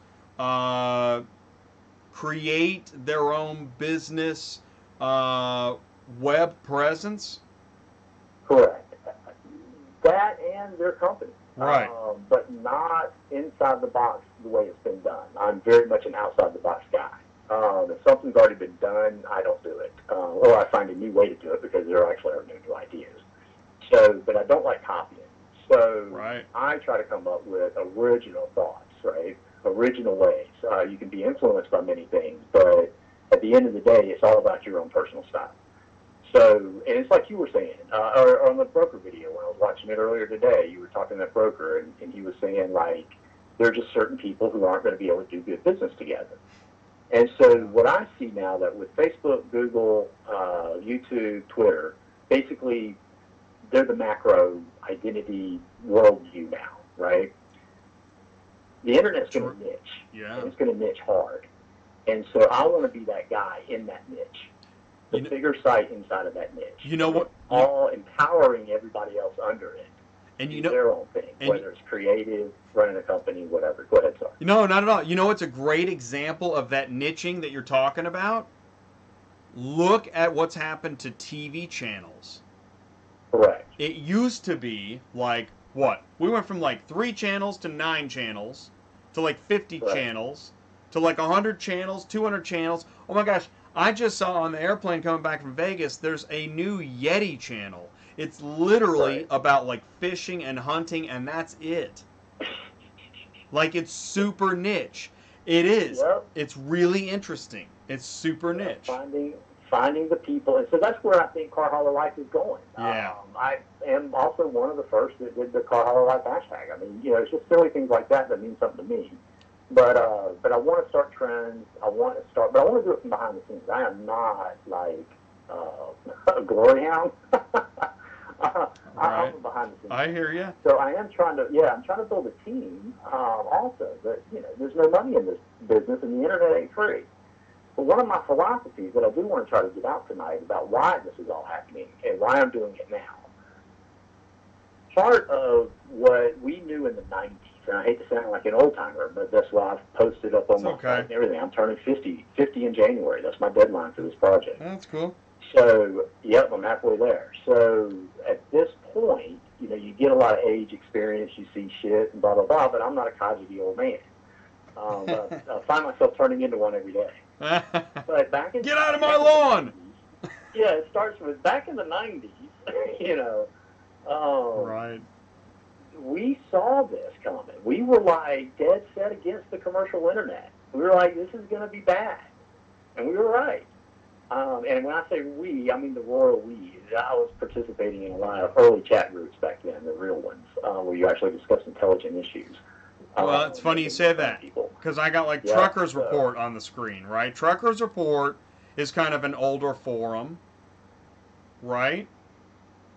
For a long time. Well, that's what I'm saying. I don't think I wonder if the statistics of Truckers Report show a decline in activity because of an increase in social media. I don't know. Yeah, because it was one of the first original forum boards. Yeah. And forum software has basically gone away. It's passé. It's old code, as they say. There's still some forum board companies sticking around picking up the pieces. But anyway, so yeah, technology changes rapidly. And so if you don't keep up with it, you get left behind. So I always kept up with it with my own stuff. Jason Auto Shipping, 360 Auto Transport, all my companies, whatever. So I kept my finger in it. So that's why I can come out of the gate and just go for it. So that's what I'm doing. I'm just playing with a bunch of tools. So what I do, my philosophy on designing is live design. So in other words, I'm literally sitting there creating shit while you're looking at it. And so if you hit refresh, it might change. Now, you may not know when I'm doing that. Sometimes it's 3 o'clock in the morning. Sometimes it's all day. Sometimes it might not be for a week. But I get in these coding spurts is what I call them. And and I just sit down and just start knocking stuff out because it really is a lot of work. It's like the myth that brokers don't do anything. Web designers do a lot, but 70 hours of the work will only take 3 minutes to look at on a website, which is the point. Well, people don't know that.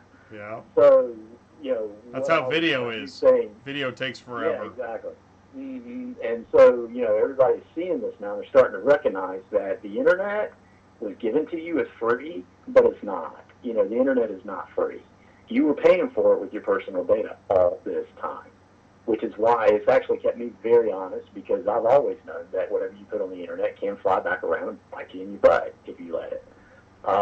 So you just don't act improper on the internet ever. But people have, and they are, and they will continue to do so. So what I see is a degradation that has gotten extreme, and so that's another reason for CarHauler.Life is to pull that away from that, have a very heavily, no more anonymous people, no more anonymity, no more hiding, and being real, and then doing real business. And that's what my goal is. And I know there's lots of companies out there doing, something similar or whatever, this part and that part and this piece. But that's my point. I want to bring all these people together because not everybody can take on everyone. Like you were saying before, there's a lot of cars out there. Oh my gosh! I mean, it's crazy huge. So and so, go ahead. I wanted to remind you of what was it? You told me about Airtable. Let's talk about that for a second. Because something that's the current version of CarHauler.Life. If anybody wants to check it out, that's what he's talking about. CarHauler.Life. So that's a new piece that I've just learned how to play with. But go ahead. So Airtable, this is interesting. You didn't create Airtable. That's not what we're talking about. No. What we're talking about is you and I both know that there's a lot of tools out there to learn, to use. It's just like apps. If somebody says, right, hey, do you know a good app for me to, I don't know, how about a good mapping app, right? Or a fuel station app. Yeah, let's say fuel station app. Now, you might be able to figure it out easily, or maybe it's a complicated app that allows you to do a bunch of other stuff. I don't know. But the thing is that there's so many apps and tools that we get to the point where, oh man, I don't want to try to learn another tool. Whereas you do want to learn another tool. You just showed me this tool today. One of the things that you can do to benefit people, I'm saying this because I learned it from talking to you, is help others understand some of the tools that are available to make their lives better digitally. Yep. That's kind of where I'm going, right. And that's a pretty awesome service. Yeah, I mean, there's going to be a lot of facets to this, and I can't, you mentioned Ziggy, I think, on this broadcast. Yeah. Ziggy, I came across Ziggy in his group, and I don't know that man from Adam, but we got to know each other through his group, and I reached out to him and had a couple of conversations over the phone, and, one of the things I took away from those conversations was he said, you got to find a focus. Because he could, in January, I was really all over the place because I really didn't know what I wanted to do with it. Yeah. Because one of the things I'm touting is, I kind of came up with, I think I can go back and look at the who is, but, .xyz CarHauler, I've had it for a little bit. But when I came up with the .life, I bought that the day before my birthday last year. And so that's where sort of my focus started. I like it. CarHauler.Life is cool. Yeah, and then when Ziggy said you got to find a way to, focus this, that's when I said, okay, I'm just going to take each piece, work on it, and put it somewhere else. Because that's what I was saying earlier, the internet isn't free. All these tools have free levels, correct? But they don't have, but some of them, the best features are in the paid levels. And so I'm paying for a few and then using the free ones and putting them off to the side. Going, okay, when the money starts coming in, if it ever does, we'll pick this one up, So that's what I'm also doing. So it's just trying to put these tools together because the programmers have written the tools. It's up to us. It's like, the guy who makes a hammer, he doesn't teach you how to use that hammer. He just sells you. Right. And you're supposed to be able to pick that hammer up and know how to hit a nail. So that's kind of it too. But yeah, I mean, I'm just trying to trying to do a lot until something sticks. But the ratings thing, so now that you had that up, because everybody bitches about ratings. I know Oh my gosh. and I'm so sick of reviews. Everybody's sick of reviews. I'm like, let's just go back to ratings. Yeah. So that's what I'm using Airtable for. Because honestly, this is the secret magic sauce. All ratings and reviews are, and basically websites, they're just databases. That's it. And So if you know how to, yes. if you know how to table up a database, and then you know how to call to it, you've got a website. So Absolutely. There really is some secret magic. Yeah. Right? So Yeah. now how much control? Those are the things you start losing. But at the end of the day, I'm just trying to get out of rating system. So I've come up with this table. That's the minimal display right now. I'm still working on each little category. But this is where There's your a lot life to work on. experience comes in. So part of the journey where that rating thing came from is I've also owned car shipping reviews for like a while, and car shipping got reviewed for a while. So I've always wanted to do a better review system. It was really a new idea for me, but I didn't know how. So with the life experience part, once I got out of car hauling, I got to experience life again. Outside of that, one of my first jobs after LA was with Lyft. Lyft has a rating system that's based on 5 stars. And it's interesting. Rating systems are a big part of everything now. In fact, it's interesting if you're a customer and if you're a Lyft customer or an Uber customer, right? You rate the driver, and the driver rates you. Correct. So that's really interesting. Yeah, and that's another vision. If you'll see them there, I have the broker, transporter, and reviewer. I'm doing something with that reviewer also. Yeah. Because going back to your broker thing, and see, this is why I say I'm an honest person. I do not hold anything back. What your broker said, he was hemming and hawing, but I'll straight up say it. There are bad customers. Period. Yes, there are bad customers. Amen to that. I will tell you, yes, I don't have time for that. And so I will send them down the road and bother somebody else, please. Yes, I think that's part of the problem in car shipping. Yeah. I think an auto transport broker should be able to tell a customer, you're a bad customer, and when you call the next broker, they should know that you're a bad customer. I mean, I don't know how we work that, but really, we all hide behind the phone. You can't hide in a grocery store. If you throw a can of soup, you're on camera. Everybody's going to know you threw a can of soup. But you're a car shipping customer. You act unreasonable. You want a steaming hot pizza in the car on delivery at 2 p.m., parked in your driveway, easy peasy, so you can get to your hair appointment. It's absolutely ridiculous. And if you're going to start off the conversation that way, we all ought to know about it. Correct. And unfortunately, it's like y'all were saying on your chat and everything too. It's an Amazon problem because that's been Bezos's mainstay from day one is customer obsession. He's the one who's kind of influenced all of this. I know this too because currently I also work for Amazon, delivering boxes to doors. So that's what I actually do for a living right now. Well, and but Amazon. Hey, there's no better place to find out the unrealistic expectations of people than working with Amazon, right? Yeah. So, well, we've all been trained. Stories, I literally, if I hadn't called support, I would have probably gotten deactivated. That's what they call it now. You don't get fired anymore. You get deactivated. Welcome to the gig economy. And the gig economy. I just heard that. Oh, I love it. Key phrase the other day. Yeah.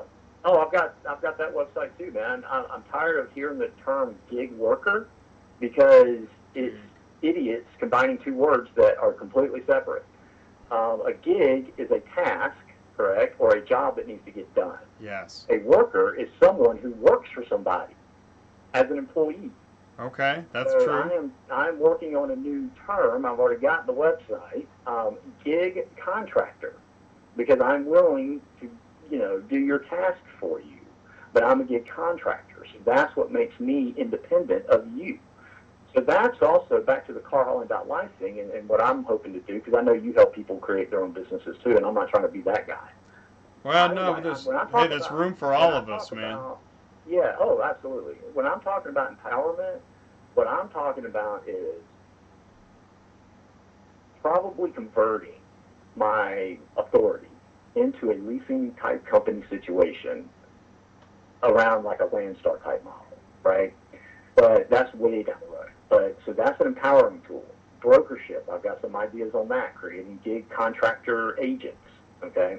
So all these experiences I've been having over the last 2 years to see what the hell is really going on out here is putting all this together. So I'm trying to marry up what I've seen in that gig economy world with what I've already experienced in the car hauling world for 12 years.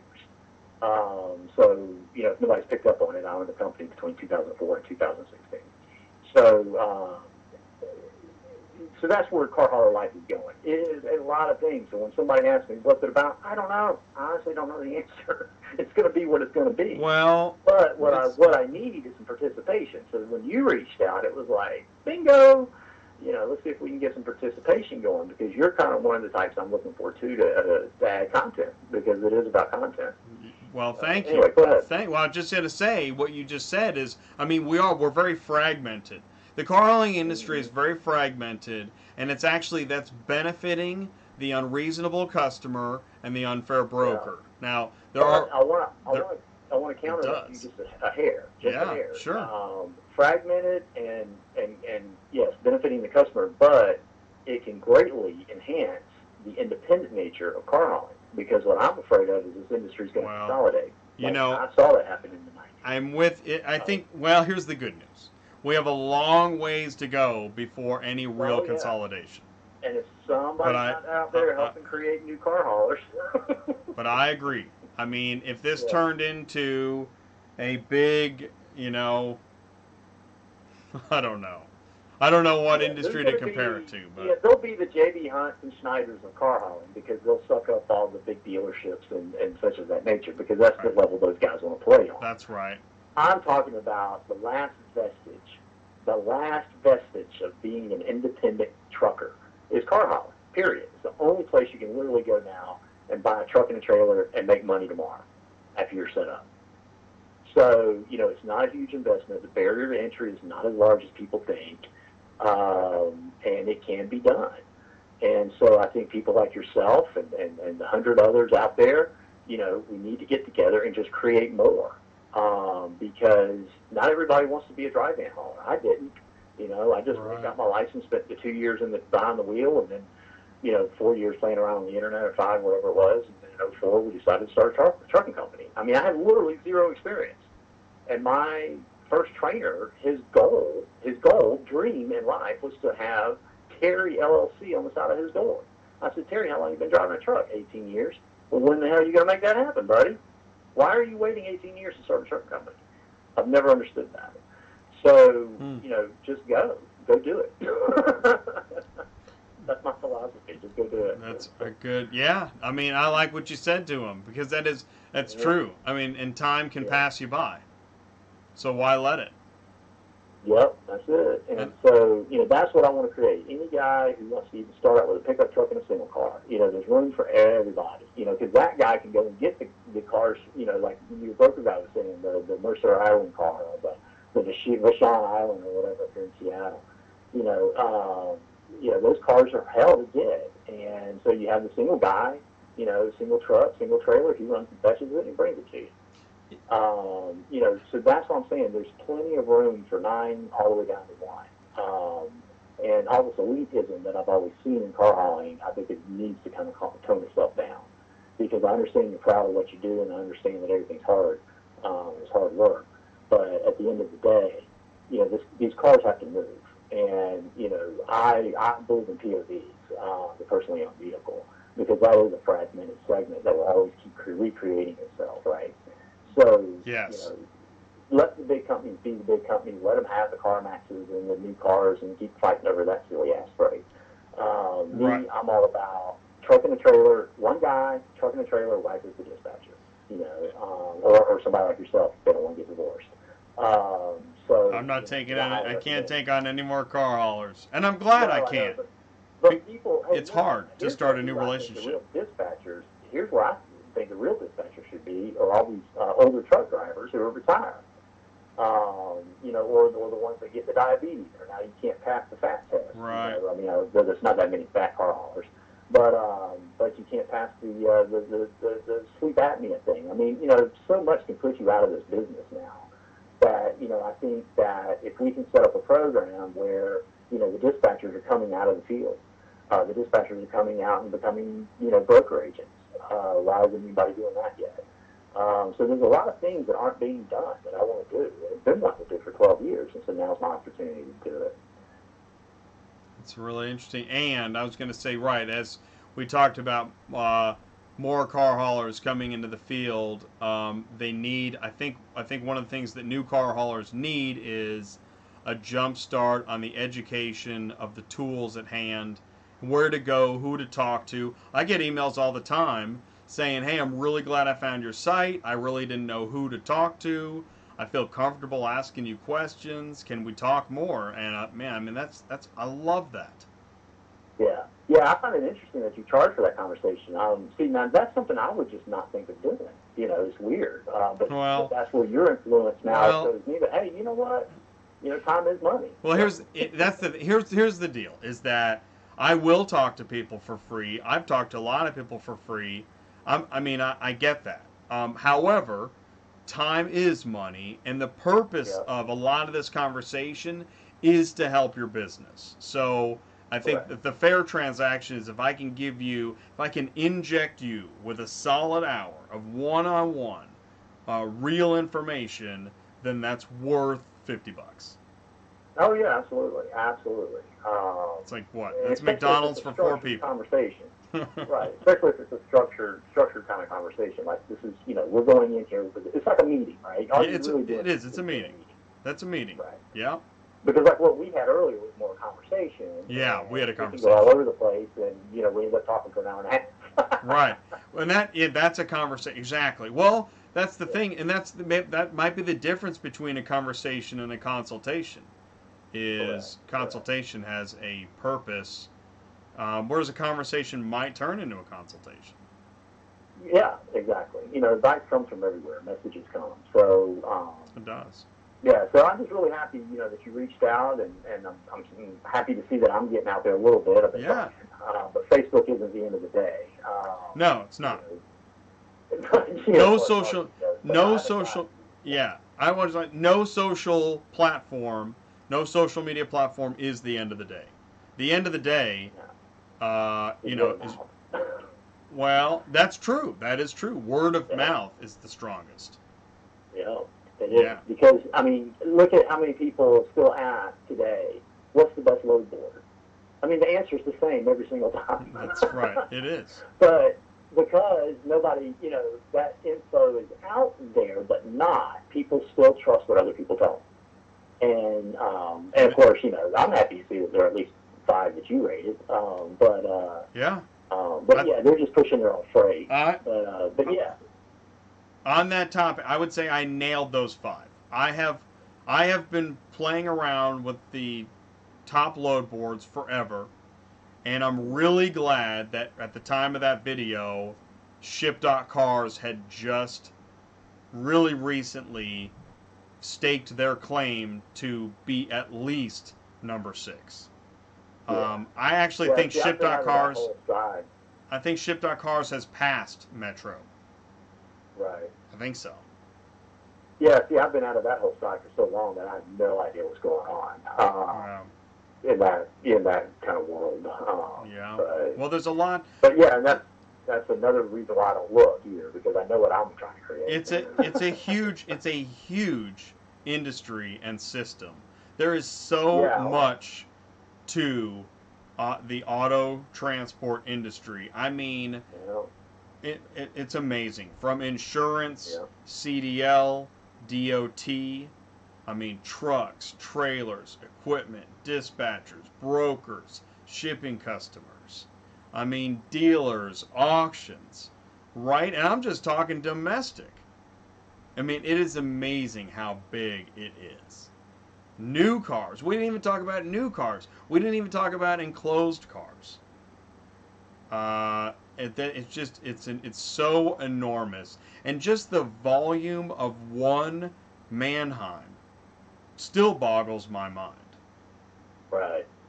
I mean, just walk one. it's insane. Have you ever walked one? Yeah, and it's insane. I've only walked part of one, and it was insane. Yeah, I mean, sometimes. and that's why I think the logistics of it all is so. You said this earlier. Car hauling is not logistics.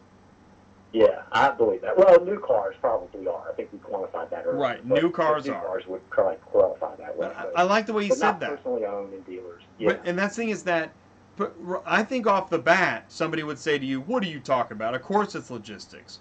Well, right. If you call, like, making 10 phone calls logistics, okay, I guess it's logistics. But the thought that you can get a used car, let's take this example, to get somebody's used car from sitting in their driveway and they need to move and they've never shipped a car before, all the way to another person that they're not even related to, and that car gets delivered without any people involved in the conversation, that I never heard of such thing.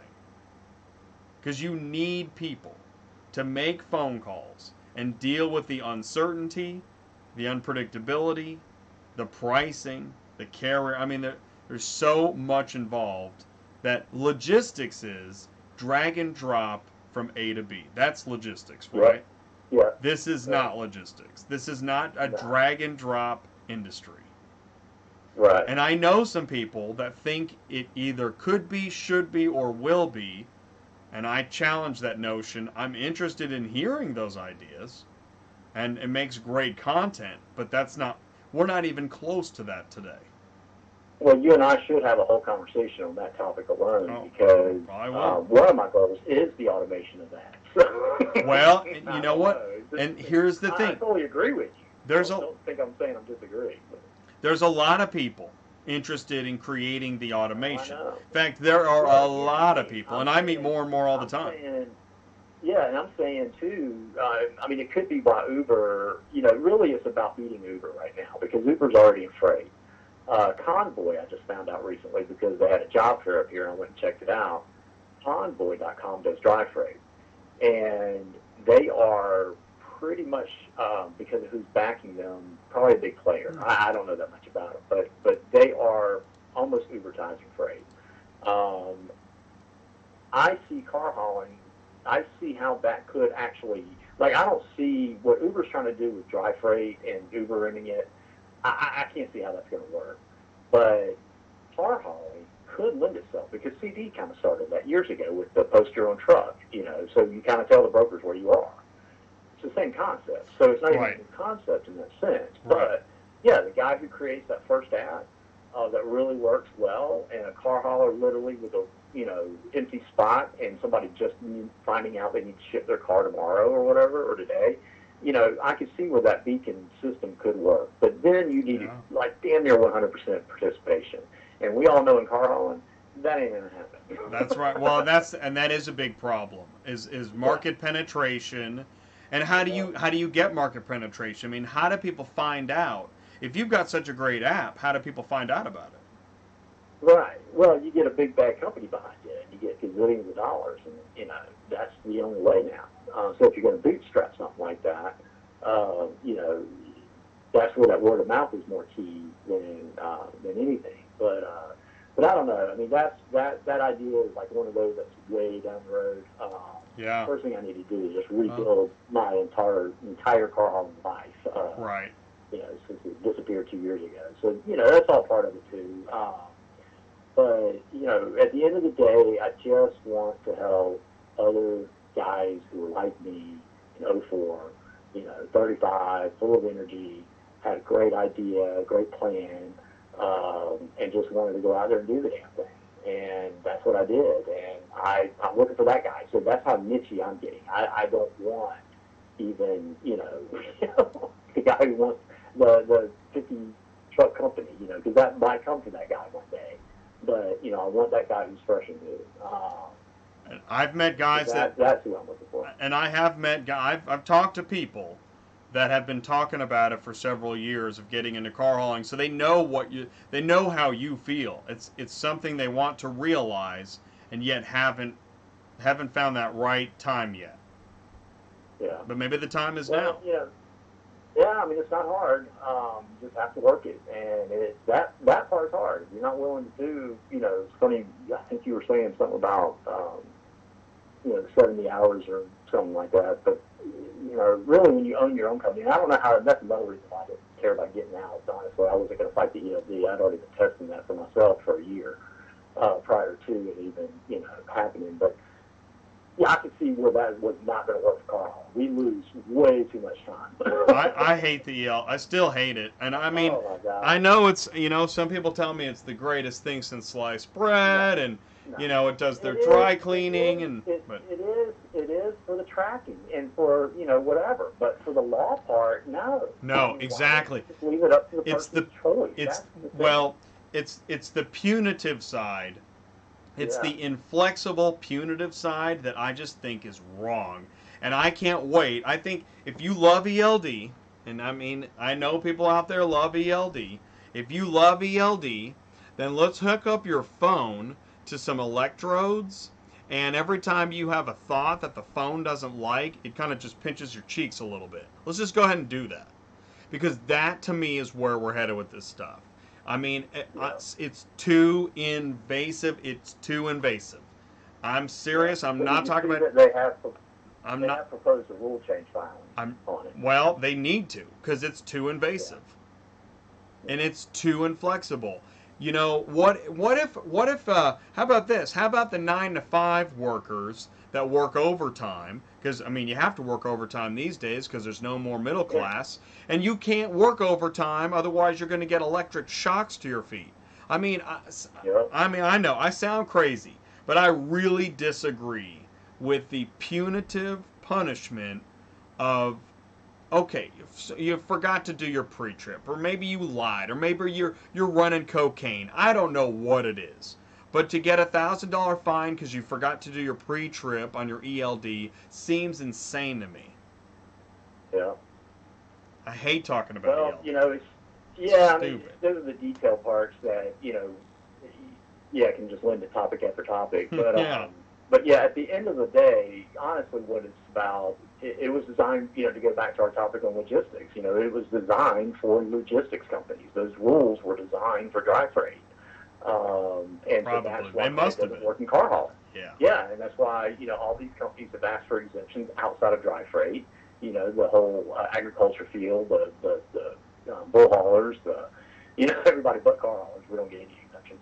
Oh, no, they don't. Car hauling is and that's another reason I did Auto Transport Intel, talking about, why we do things. I think car hauling is pretty much left out of the conversation. No, man. It is. No, dude.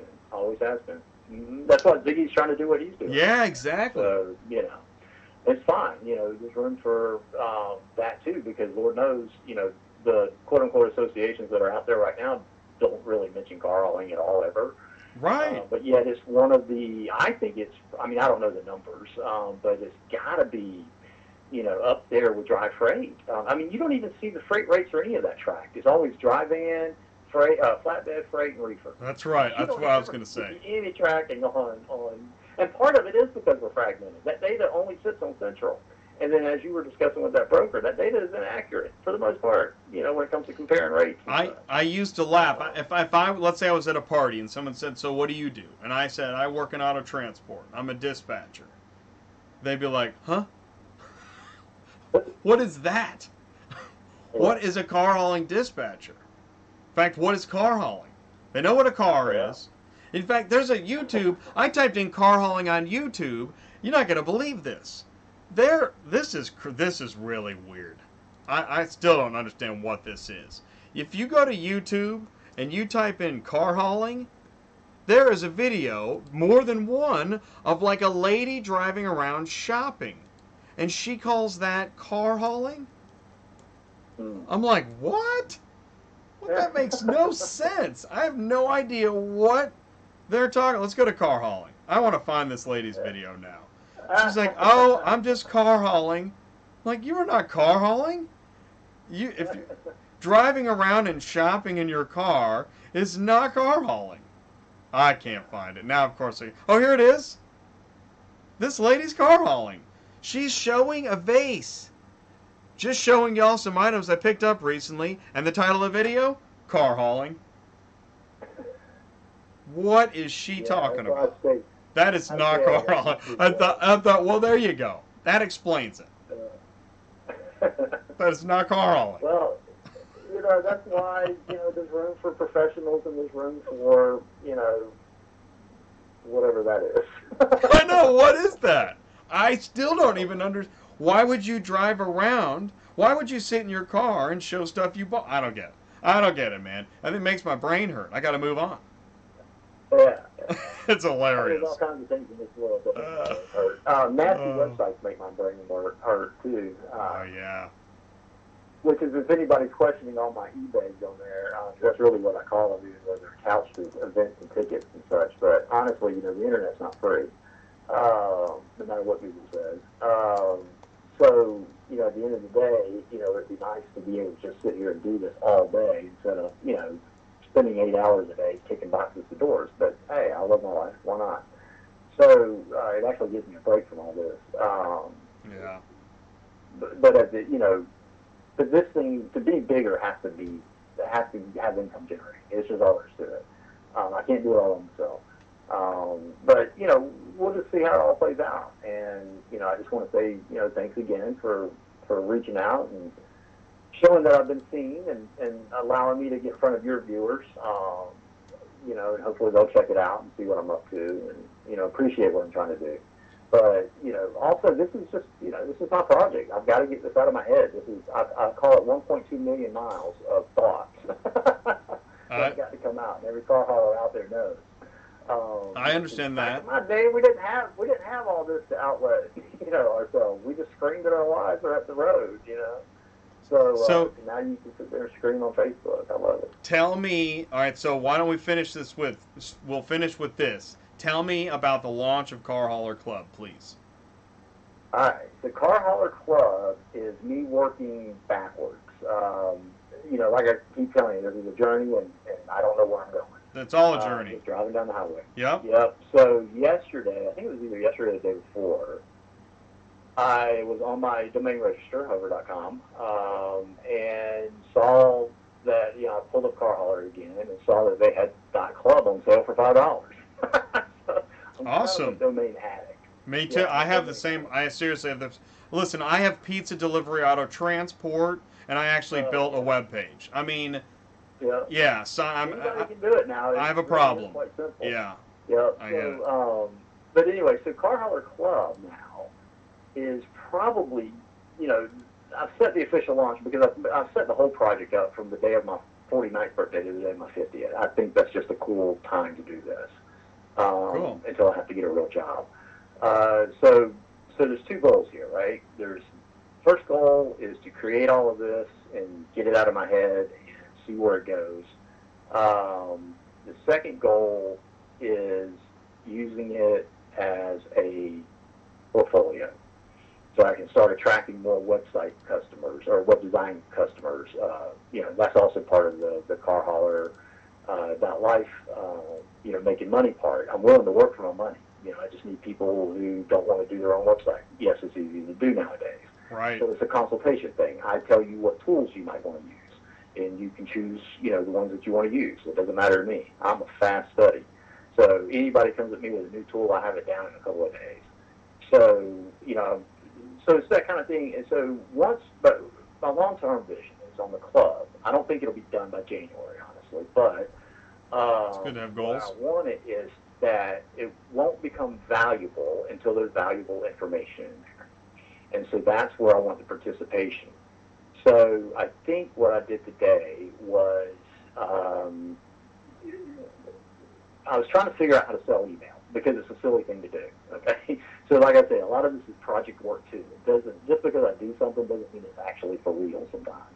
But I can sell an email address, and I thought, shit, this might be an interesting idea. Well, come to find out, there are people out there doing it. So instead of getting a free Gmail account and all these great tools, and then they suck up your privacy data, I'm saying if you you pay for an email account, you won't have that problem because I don't want your data. I don't care who you are. I mean, I care enough because I want to know that there's real people at the other end of my email addresses, but then that's as far as it goes. So that is what I think now CarHauler Club is definitely going to be, is the app. So now what I've come up with is your name at CarHauler.Club. And so when this thing does turn into a full-blown membership portal, real type website that's worth money, that email address is going to get you in the door for free. Because what will happen is, if you buy in now, I said, I think I did $150. I'm really honestly hoping that will turn into $300-400 a month type membership. I'm not kidding. And because the tools in there will be so powerful, the information will be so powerful. So that is maybe the long-term dreamy goal that may or may not happen. But it's also the second prong, because I don't do anything for nothing. The second prong is, by purchasing an email address, you are supporting it, and you're getting something in return. So the webmail is a real webmail. It's just like Google. It's very clean. I have some screenshots around if you look. And you get a 30 gig cloud drive with it for free. I could charge for that. Google does. So I don't like this free model, because free models lead to advertising. Advertising hurts my head. True. And so every one of my websites is going to be member supported, like they say on PBS. I think if you want a nice, clean internet, you got to pay for it. That's it. And that's going to be the new way. Now, if you want to sell your data, hopefully the bigger industry, who knows where all that's going, will figure it out. But then that's what I meant earlier, too, by the Facebooks and Google. They're going to be the master identities now. And then you can just kind of show me your Facebook, and then now you can have some semblance of anonymity, but somebody knows who you are. That's kind of where I envision the security side of email going. The second purpose to it is to also just show off my skills. I know how to manage an email server. We use Rackspace, which anybody can go to. They charge less, of course, but I'm what they call the reseller, right? So my job for them is to be their support person. In other words, if you have a problem with managing your email, you call me, you don't call them, and then I figure out what's going on. I have been with Rackspace as my email since 2004. So that's why I know they're rock solid. That's what we ran our company on for 12 years. 360 Auto and Jason Auto Shipping both ran their emails off of that service. So they're a solid company. They're based in San Antonio. They're big time. And so I just have the ability to basically give you the same full power email as a Google, just without all the weirdness. So that's what that is for now. But that's also to pay to help support all this. What's really interesting is you're talking about this tool, and just as you were as you started talking about it, we got a live chat from DispatchMonkey.com talking about how they've got a big car hauling technology surprise. You should check out DispatchMonkey.com. Well, I don't like looking at other people's stuff because I'm afraid of. I hear you. It's not the same. I don't think it's. I don't think it's an overlap. What I'm saying is, what is it called again? DispatchMonkey.com. They are. I interviewed Zimboy. That's his nickname, Moozy. I interviewed Moozy from DispatchMonkey.com. That was a few months ago. Well, their website's not coming up. So yeah, I had emailed him. I know. You know what? Never judge a book by its cover, right? I know. Believe me, I understand this. It's a few of my links that break. Right, exactly. Me too, man. I've had pages down. Yeah. Hey, what's up, John Wall? And He's in here anyway. Chat. But DispatchMonkey.com, they do dispatch routing. It's a unique tool that I had not seen before. What I'm getting at is, you can't, like we talked about earlier, we can't do everything by ourselves. And so if some growing technologies can find ways to help each other round out some of those corners that they don't have, that will help us get to point B even faster. Yep, that's what I'm hoping. And there's no overlap between what you just said and DispatchMonkey.com, not that I know of. And there are other Well, then that would companies. be, yeah. And then that goes to, see, and this is why I own so many of these dots, whatever we'll call hauler in front of it. Because, and I want to give a little surprise to your vehicle visitors. Oh, okay.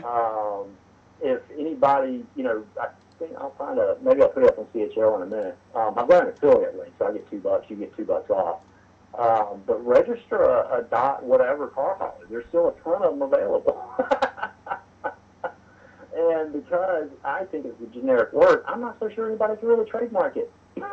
So I don't know. I don't know either. But .network, so I've got the extension .network, because I'm not going to sit there and buy them all. Some of them are kind of expensive. They're like $40 a year.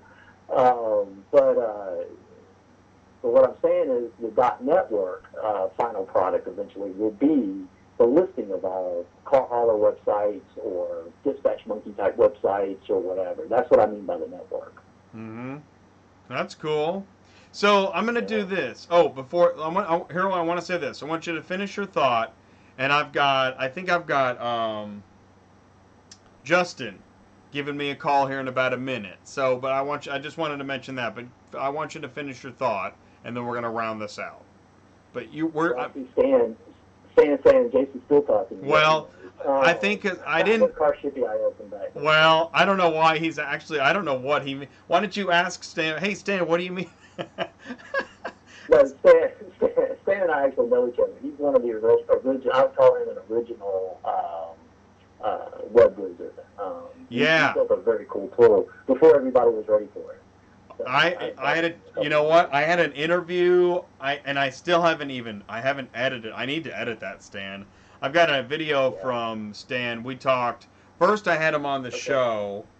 I think that was like December or January. Which I guess was a pretty good show because I got some emails after that show asking me what was going on with my channel. So, Stan's really interesting. Yeah, he's a good guy. So, and I like what he was doing, and but in that moment it wasn't for us. But yeah, he and I talked a lot of web stuff. I know that. Yeah. Anyway, all right, yeah. So my final thought is just thank you. Thanks for reaching out. Thanks for giving me this little bit of promo. Yeah. That's always worth something. Yeah. It was great talking to you today. It was earlier today we got to talk, and then I'm glad I got to have you on the show. I'm excited to see what's happening next with CarHauler.Life. And I mean, you've got a CarHauler.Life. The first time I saw it, it got my attention.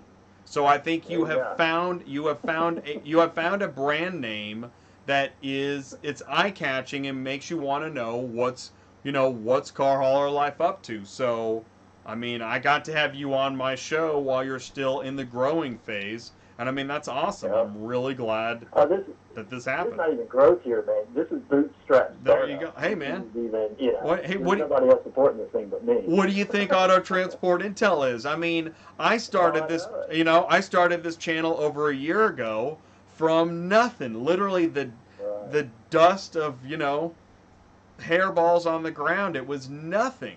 And a year later, I'd work on it every single day. I'm so happy with the following I've got. I'm really pleased with the interactivity I get, with the views and subscribers. I mean, it's possible in 1 year for great things to happen. So I got to you early. I'm the lucky one.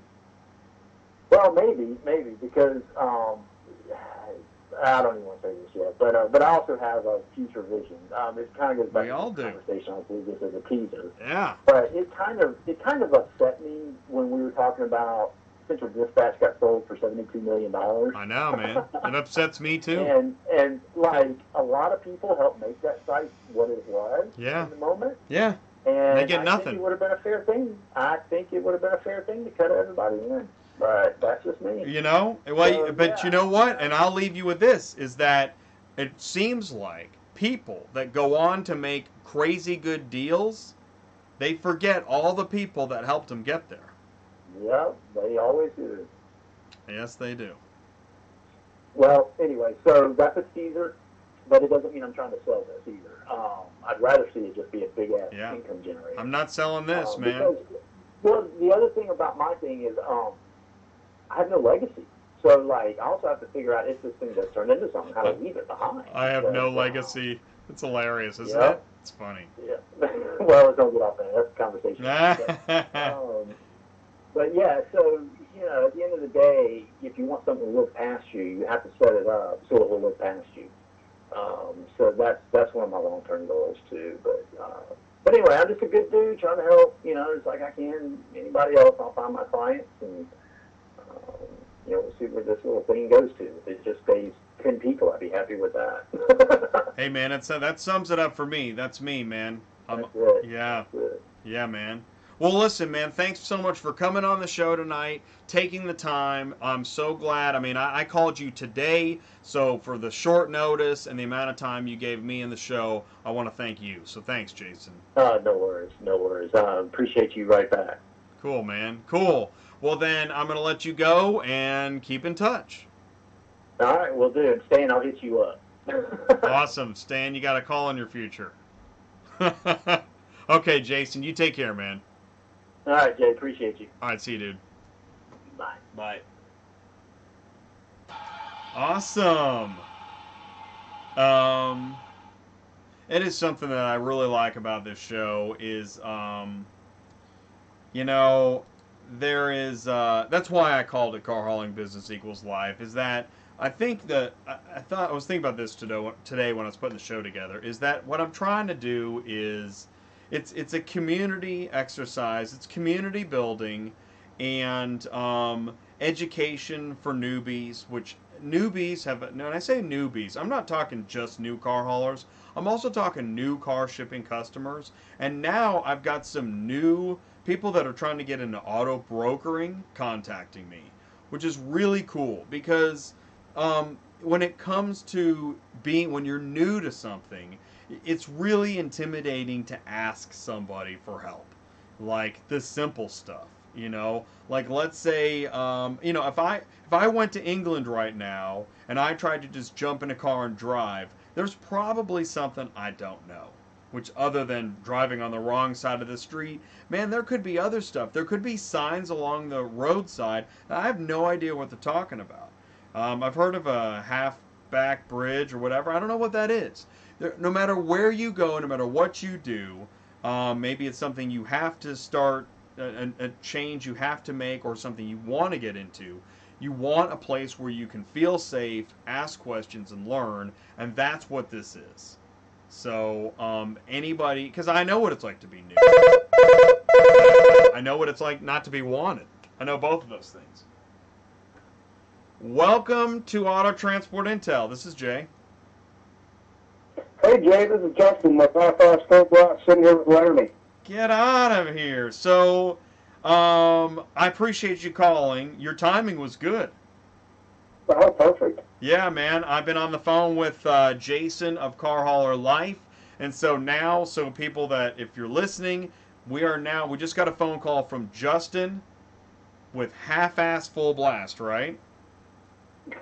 That's right. So listen, you said, okay, you said a trucking company name. What's the name of the trucking company again? What company are you with? We're a small company based out of southeastern Idaho. It's called Auto Choice Express. Okay. And we're just all a bunch of friends here.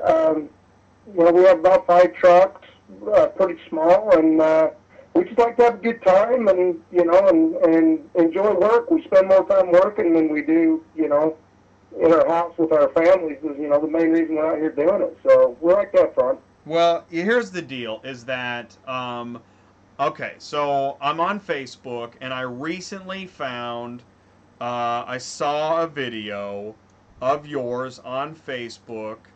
Half-ass full blast is the name of, what is half-ass full blast? It's a name of what?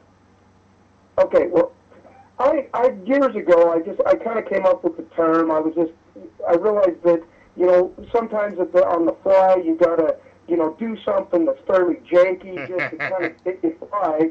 but you still rely on that to get you down the road, full blast. And so it just came out like, man, this is totally half-assed full blast. And what it is, it just kind of created itself, and then we just started a group on Facebook because I like, making little videos and kind of showing family and friends what we're doing out here, because I just think a lot of people don't quite, grasp or understand, what a car hauler has to go through. And I like to talk, and I'm, I don't know, kind of full of shit most of the time.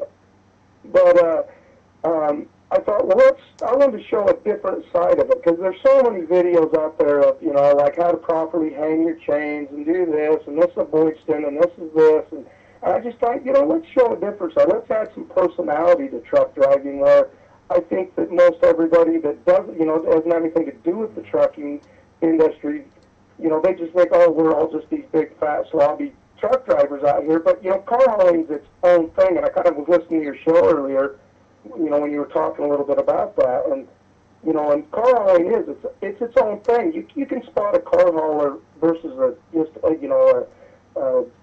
reefer hauler, whatever else you want. You can spot those guys. I mean, we're pretty ambitious. Well, I'm trying to pull up your video here because I like what you've got on your video, and I think that you're accomplishing. It's not an easy thing to accomplish by making a video that represents how you feel, what you talk about. But I think that this video does do that in its own way. I mean, keep making videos, because this is the kind of media that this industry can understand. Well, I don't know why it's stopped. Oh, okay, here we go. All right, so I turn the music off so it doesn't overlap over us talking. And your latest video is Car Hauling and Shenanigans. That's a great title, man. Yeah. And it's just, it's car. So what's the music? Is that a band that you saw somewhere, or a local band that you know? Yeah, what it is, the guy's playing in that band. I'm a kind of a half-ass musician. I have been since I was about, me too. About 13. I play guitar. I played in a band for a long time, and these are my friends that it's in their own band. And my buddy, said, hey, why don't you use some of the music? Because that's the other thing. Is I like to incorporate music. I love music. I love music. I'm not a hater of anything. I think as you get older, music appeals to you differently. But I just was having a hard time, finding music tracks and things I could use without, stepping on copyright, things. And so I just started using his music, and I thought it fit well, and it's, there's no copyright music, every bit of the song. And so, so I just, threw music in with it, and kind of like you're saying, it kind of almost sets a mood or how you're feeling it, at the time. And yeah. What's cool is, so like, because I'm big on media. I mean, it's a big deal to me. I think it is to all of us. I just don't know if we always talk about it. And I also like montages. You had some music. Now you've got a picture of what's one of the guys you work with looking at under the truck. You've got an issue. You're pulled over, right? And that's what? Yeah, an airbag. Like the mount broke, and then it kind of dildoed itself out, like you can see in the video. And I just wanted to show kind of this stuff you got to go through without getting technical and being like, here's some vice grips you need to properly put. It's like, come on, there's so many of those videos. What's cool, and it's not a bunch of chicks jumping around. It's actual like pain in the ass work stuff. I like that. Yeah, I mean, because we have a little bit older equipment, and and things happen. It's you have breakdowns, stuff like that. Being a smaller company, and our boss is our friend, and we want to save the company. It's like we can't just pull over the road, turn our flashers on, and have roadside come out and put a headlight in for us. So there's all kinds of stuff you got to do to try to get down the road. Because we try to get our trucks back to the shop where it's going to cost us less, our home shop. Versus getting it fixed at a TA or Petro or some of these places that are going to, bend you over and show you the 50 states. Well, I think that, honestly, half-ass full blast is something a lot of us can, I mean, we can really understand, what you're saying. I mean, that's how a lot of things get done. Yeah, it really does. You're out on the road, you're all by yourself. It's like you only got yourself to rely on, and you got to get pretty creative and figuring out what the heck I'm going to do because there's places out in the country. I don't care if you got Verizon, AT&T, whatever. You're not going to have cell signal some places, and you break down in those areas. You better learn how to become self-reliant pretty fast. That's actually, I hear that a lot, is that, I mean, if you're going to be out there driving, if you're over the road and you don't know your truck or how to troubleshoot mechanical problems, I mean, it's a crapshoot. I mean, you're taking major chances.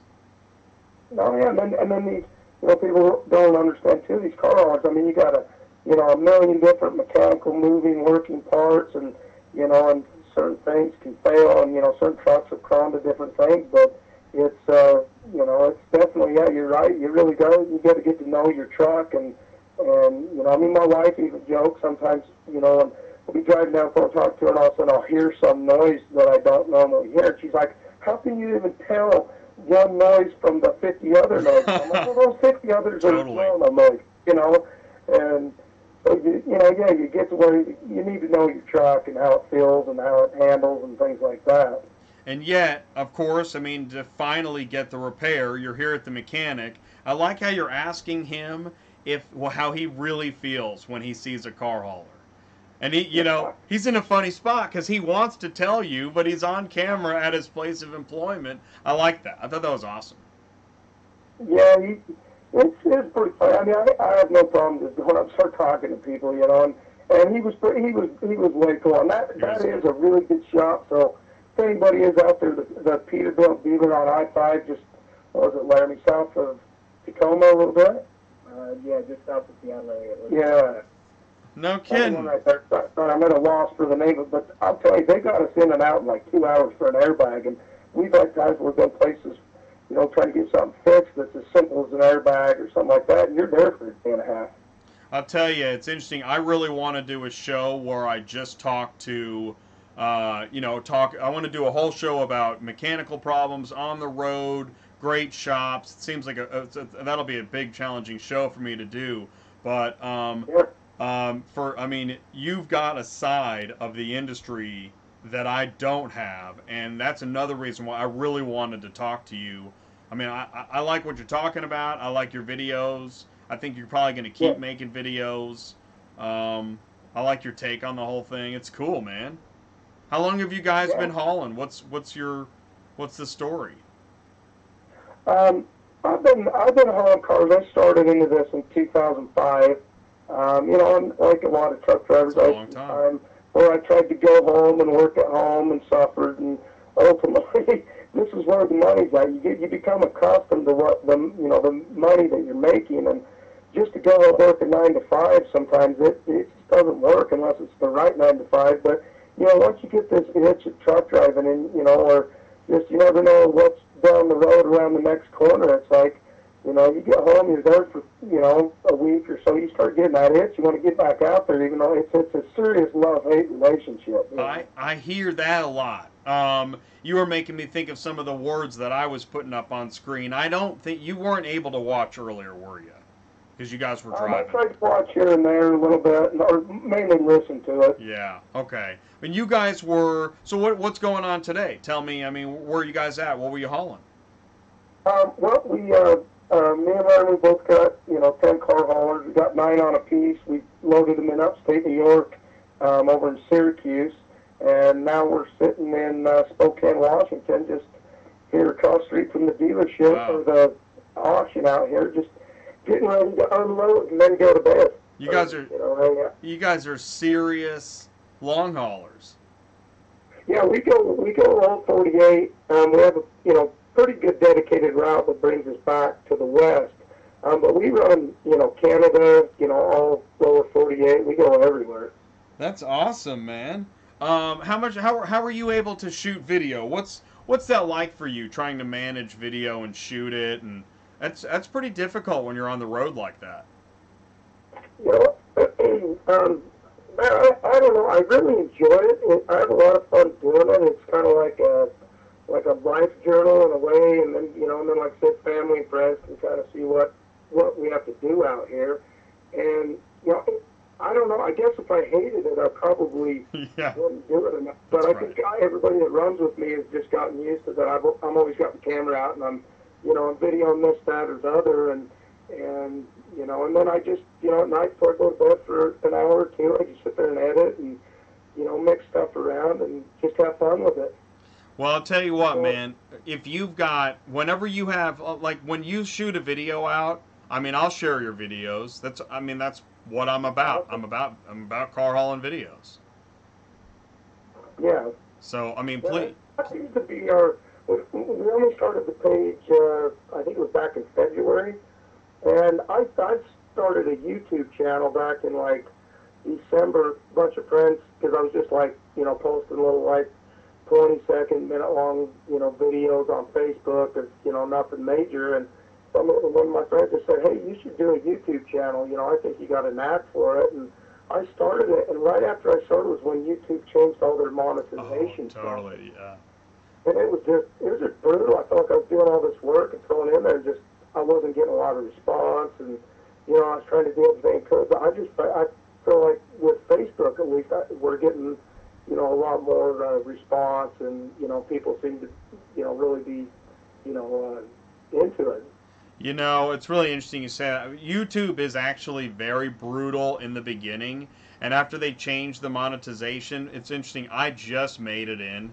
I mean, I would make it now because I have over 1,000 subscribers and I have over 4,000 hours of watch time because of the live Yeah. show. But yeah, when they changed that, oh man, they just crushed a lot of people's dreams. The thing is, it's kind of like ELD though. It's seen as a necessity. It's just Yeah. they had to do something, and that's what they did. Yeah. So it doesn't mean we have to like it, but I totally understand what you're saying. But yeah, I mean, your Facebook page is working, so just keep doing it that way. Yeah. It's like we've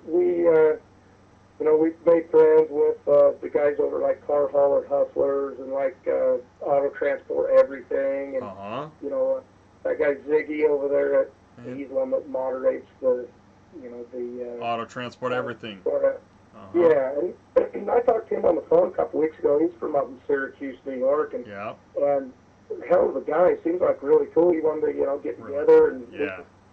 we're hauling too much ass and had to get out of New York and meet up. And, Yeah. Well, I'll tell you what. If you're ever in Kansas City, I'm sure you pass through here. It'll be a matter of do you have time and is it not the middle of the night.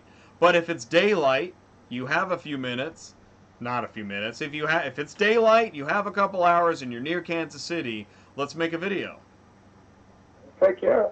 Actually, that's funny you say that because we're unloading here and then we're heading to Portland in the morning, and we're loading 14 smart cars apiece on our trucks that are going to the KCI auto auction. Get out of here. Oh my God, that'd be awesome. I know where KCI's at.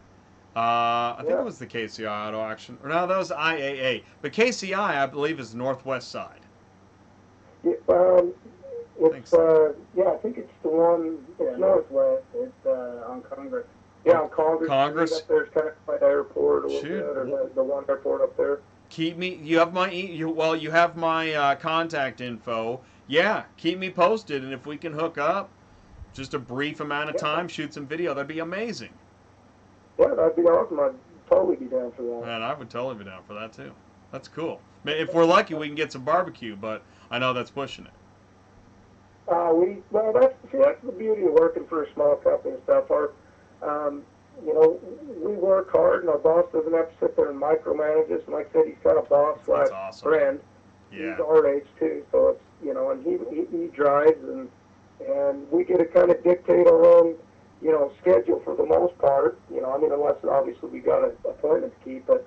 Yeah, we can definitely meet up in Kansas City. That'd be a blast. That'd be awesome. And what's cool is there's barbecue joints all over the place. I'm sure there's something nearby. We get a pulled pork sandwich or something that doesn't take too long. Yeah, we're a couple of husky bitches. We don't mind eating some some barbecue. Man, I love it. I tell you, it's one of my favorite things about Kansas City. There's great barbecue here. It's awesome. I've heard that. I've never had it. We've had a lot of Texas and back east and stuff, but I've never had Kansas City barbecue. Oh, well, I'm totally down. That is about to change, my friend. Awesome. All right, man. Cool. Very cool. Well, I'll tell you what. I know I've kept you guys probably longer than I said I would, so I'm gonna let you go. I want to thank you for coming. I mean, short notice. I contacted you literally. It was about 5 hours ago. Yeah, about 5 hours ago. So, I mean, I really appreciate you coming on the show short notice and spending some time with me. I know you're busy. You bet. We appreciate you having us on there and giving us a little bit of, some exposure here to, kind of what we're doing. So we appreciate, what you're doing, and we'll definitely be following you, and, we'll help out any way we can, social media-wise. Awesome. Let's do that. Let's cross-promote. Heck yeah. Cool, man. Cool. All right, well, listen, and I wanted to do this, too, before I let you go. I'm just going to put on, let's see here. This is if you guys are on Facebook, who's not on Facebook? Do a search for Half-Ass Full Blast, and when you see this banner, you're at the right place, and just go ahead and people can join your group, right? I think I joined your group. Or do you just... Yep. Yeah. It's open group, you can join it, yeah. Cool. All right, cool. Everybody's on Facebook, and I'm telling you, everybody knows the one person that for some reason they don't have Facebook, they're not on it. I don't know if I can trust that person, that type of person, so... They might be a little less than half-ass. Yeah, they're up to something. Yeah, right. Oh, that's hilarious, man. Well, listen, you guys have a great night. Thanks for joining me, and we'll be in touch. All right, thanks, Jay. You have a good night, All right, you too, man. All right, peace. bye. Man, that is so awesome. Oh, man, that is so cool. So, yeah, that is Half-Ass Full Blast. That is Justin.